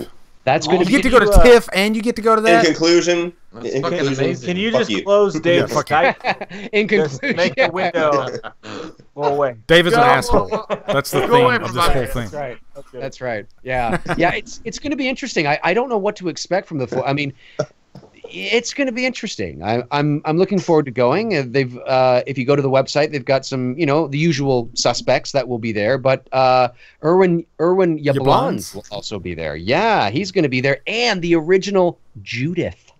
Oh my God, are you kidding me? Sandy? No, I'm not. Oh, what's her name? Sandy. What's Peterson? her name? Something like that. Yeah, Yeah. something Apparently, like that. she's going to be there. Playboy She's going Playmate. to be there. Yeah. So that's Wow, that would be awesome to see her. Yeah. Yeah. It's Dave, interesting. Dave just became that guy off of Funny People. He's like, oh, did I carelessly leave my check for $50,000 on your pillow? No. No, I thought it was so awesome because we told it, and the guy that the one pump chump guy, her boyfriend, is also going to be there. What the fuck is that? That's What's crazy. gonna happen? He's gonna go, and then someone's gonna tie him to a chair and hit him with a phone book until he tells them what happened when he saw the movie at TIFF. So it's all gonna come around full circle. That's what's going to happen. gonna be Or I'm going to okay. show up, and all you guys are going to be there. That's what's going to happen. Be We're like, just come here, Dave. Come here, you fucker. Sandy Johnson, Joey Boy Nation just said her name. So Sandy Johnson. I would love to meet her. That would be so awesome. Yeah. Just to Hoping close to this go- thing up, Cody, what do you got coming up on your channel? I got Scream 3 and Scream 4 that I'm going to try to pump those out this next week because I have Labor Day off as well because I need to get started on Halloween. I'm going to be doing all the Halloween movies in September and in October leading up to the new film. And then we talked about it on a Scream stream, but I'll say it again here because some people were asking about rankings and stuff. Me and Lee, well, the whole Scream stream basically, and you guys are more than welcome invited to do it as well. We're doing this thing where on Halloween Day, I believe is when we're playing it, we're going to rank the big three. So we're going to take all the Nightmare movies, all the Halloween movies, all the Friday the 13th movies, and put them in a giant list. 31 and rank movies. them. Yeah, rank them after the new one comes out and rank them worst to best for all three franchises. That's Halloween? going to be. I'm sorry. Yeah, exactly. I So, already went. I busted. so those are the big things I got coming up. Other than that, just working on some patron reviews here and there. I've got Fright Night coming up and a couple you, others patrons. that'll be cool. Obviously, we got The Nun, we got Venom, we got Predator coming out. I am going to be doing a review of the original Predator with Durbin from Durbania. Yeah. Because we did the whole Alien franchise. So Come on. yeah. Come here, I'm Get here. the chopper. Do it. Jam me. No. Come on. What are you waiting for? It's not a tumor. That's all I can do. This stream is fantastic. Mike and Jay, what do you guys got coming up? Oh man, we got our Halloween Horror Month coming up, obviously Yeah, in October, oh my God. which we always do. But we've also got next weekend, about the same time, actually, we're going to do our, just for the 50,000 subscribers thing, we're going to do a Q&A. We have something for our Patreons going on first, and then we're going to, do that live for everybody after that. And then, after that, we've got October's fucking October. Oh my God. It's going to be insane. I'm exhausted just thinking about it. Shoo, man. It's ridiculous. We're trying to start the Halloween Horror Month stuff in September, leading up to it, as we always do. But it's always just a shit show, just. Oh, yeah. In fun. November, you're just like completely drained. I know. From it all. Yeah, I'm watching Disney movies for like 2 weeks straight, and I fucking hate Disney movies, but I can't even. No more blood, Steven. Fucker. No more blood. Anyway.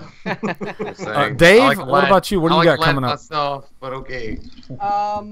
Well, today I just put up a video this afternoon ranking the original Dr. Loomis performances, excluding Malcolm McDowell.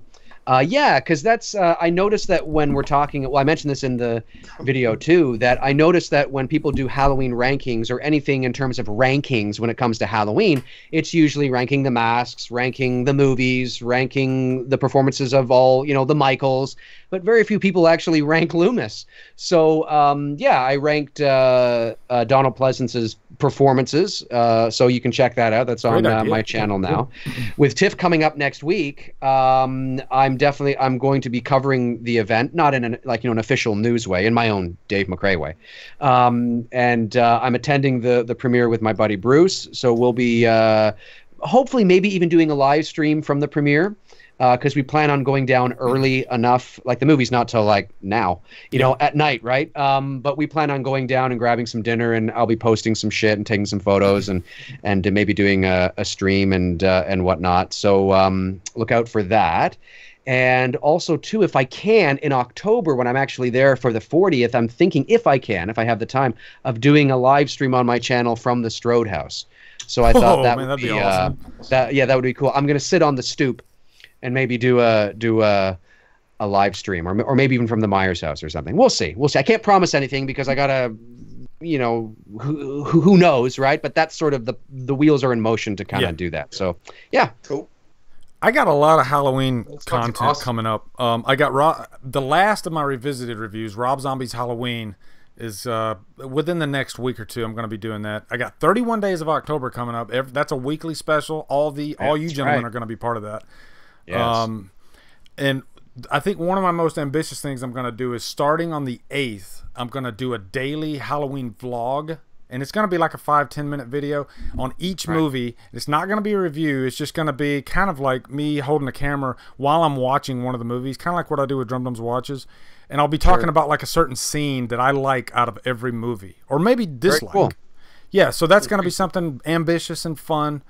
That's October's just gonna be freaking insane, but it's gonna be fun too. So 100%. Yeah. Anyway, guys, thank you so much for doing this with me. I want to do this again, maybe not the following Saturday, but the Saturday after the release of the movie, just before October ends, so we can wrap this whole thing up and talk about the movie itself. It could be a lot of fun. Hopefully, we won't have as many technical difficulties as we did this go around at the beginning. That's why I made this like an extra 30 minutes longer, just to make up for the problems. But thank you everybody for hanging in there with us. Yeah, this was fun. This was fun. We really flowed really well once we got going in this one. I think even better than the first time around. So yeah, guys, that's it. I'm gonna end it right here. Everybody, say goodbye. Come on, do it. Get me. I'm here. Halloween.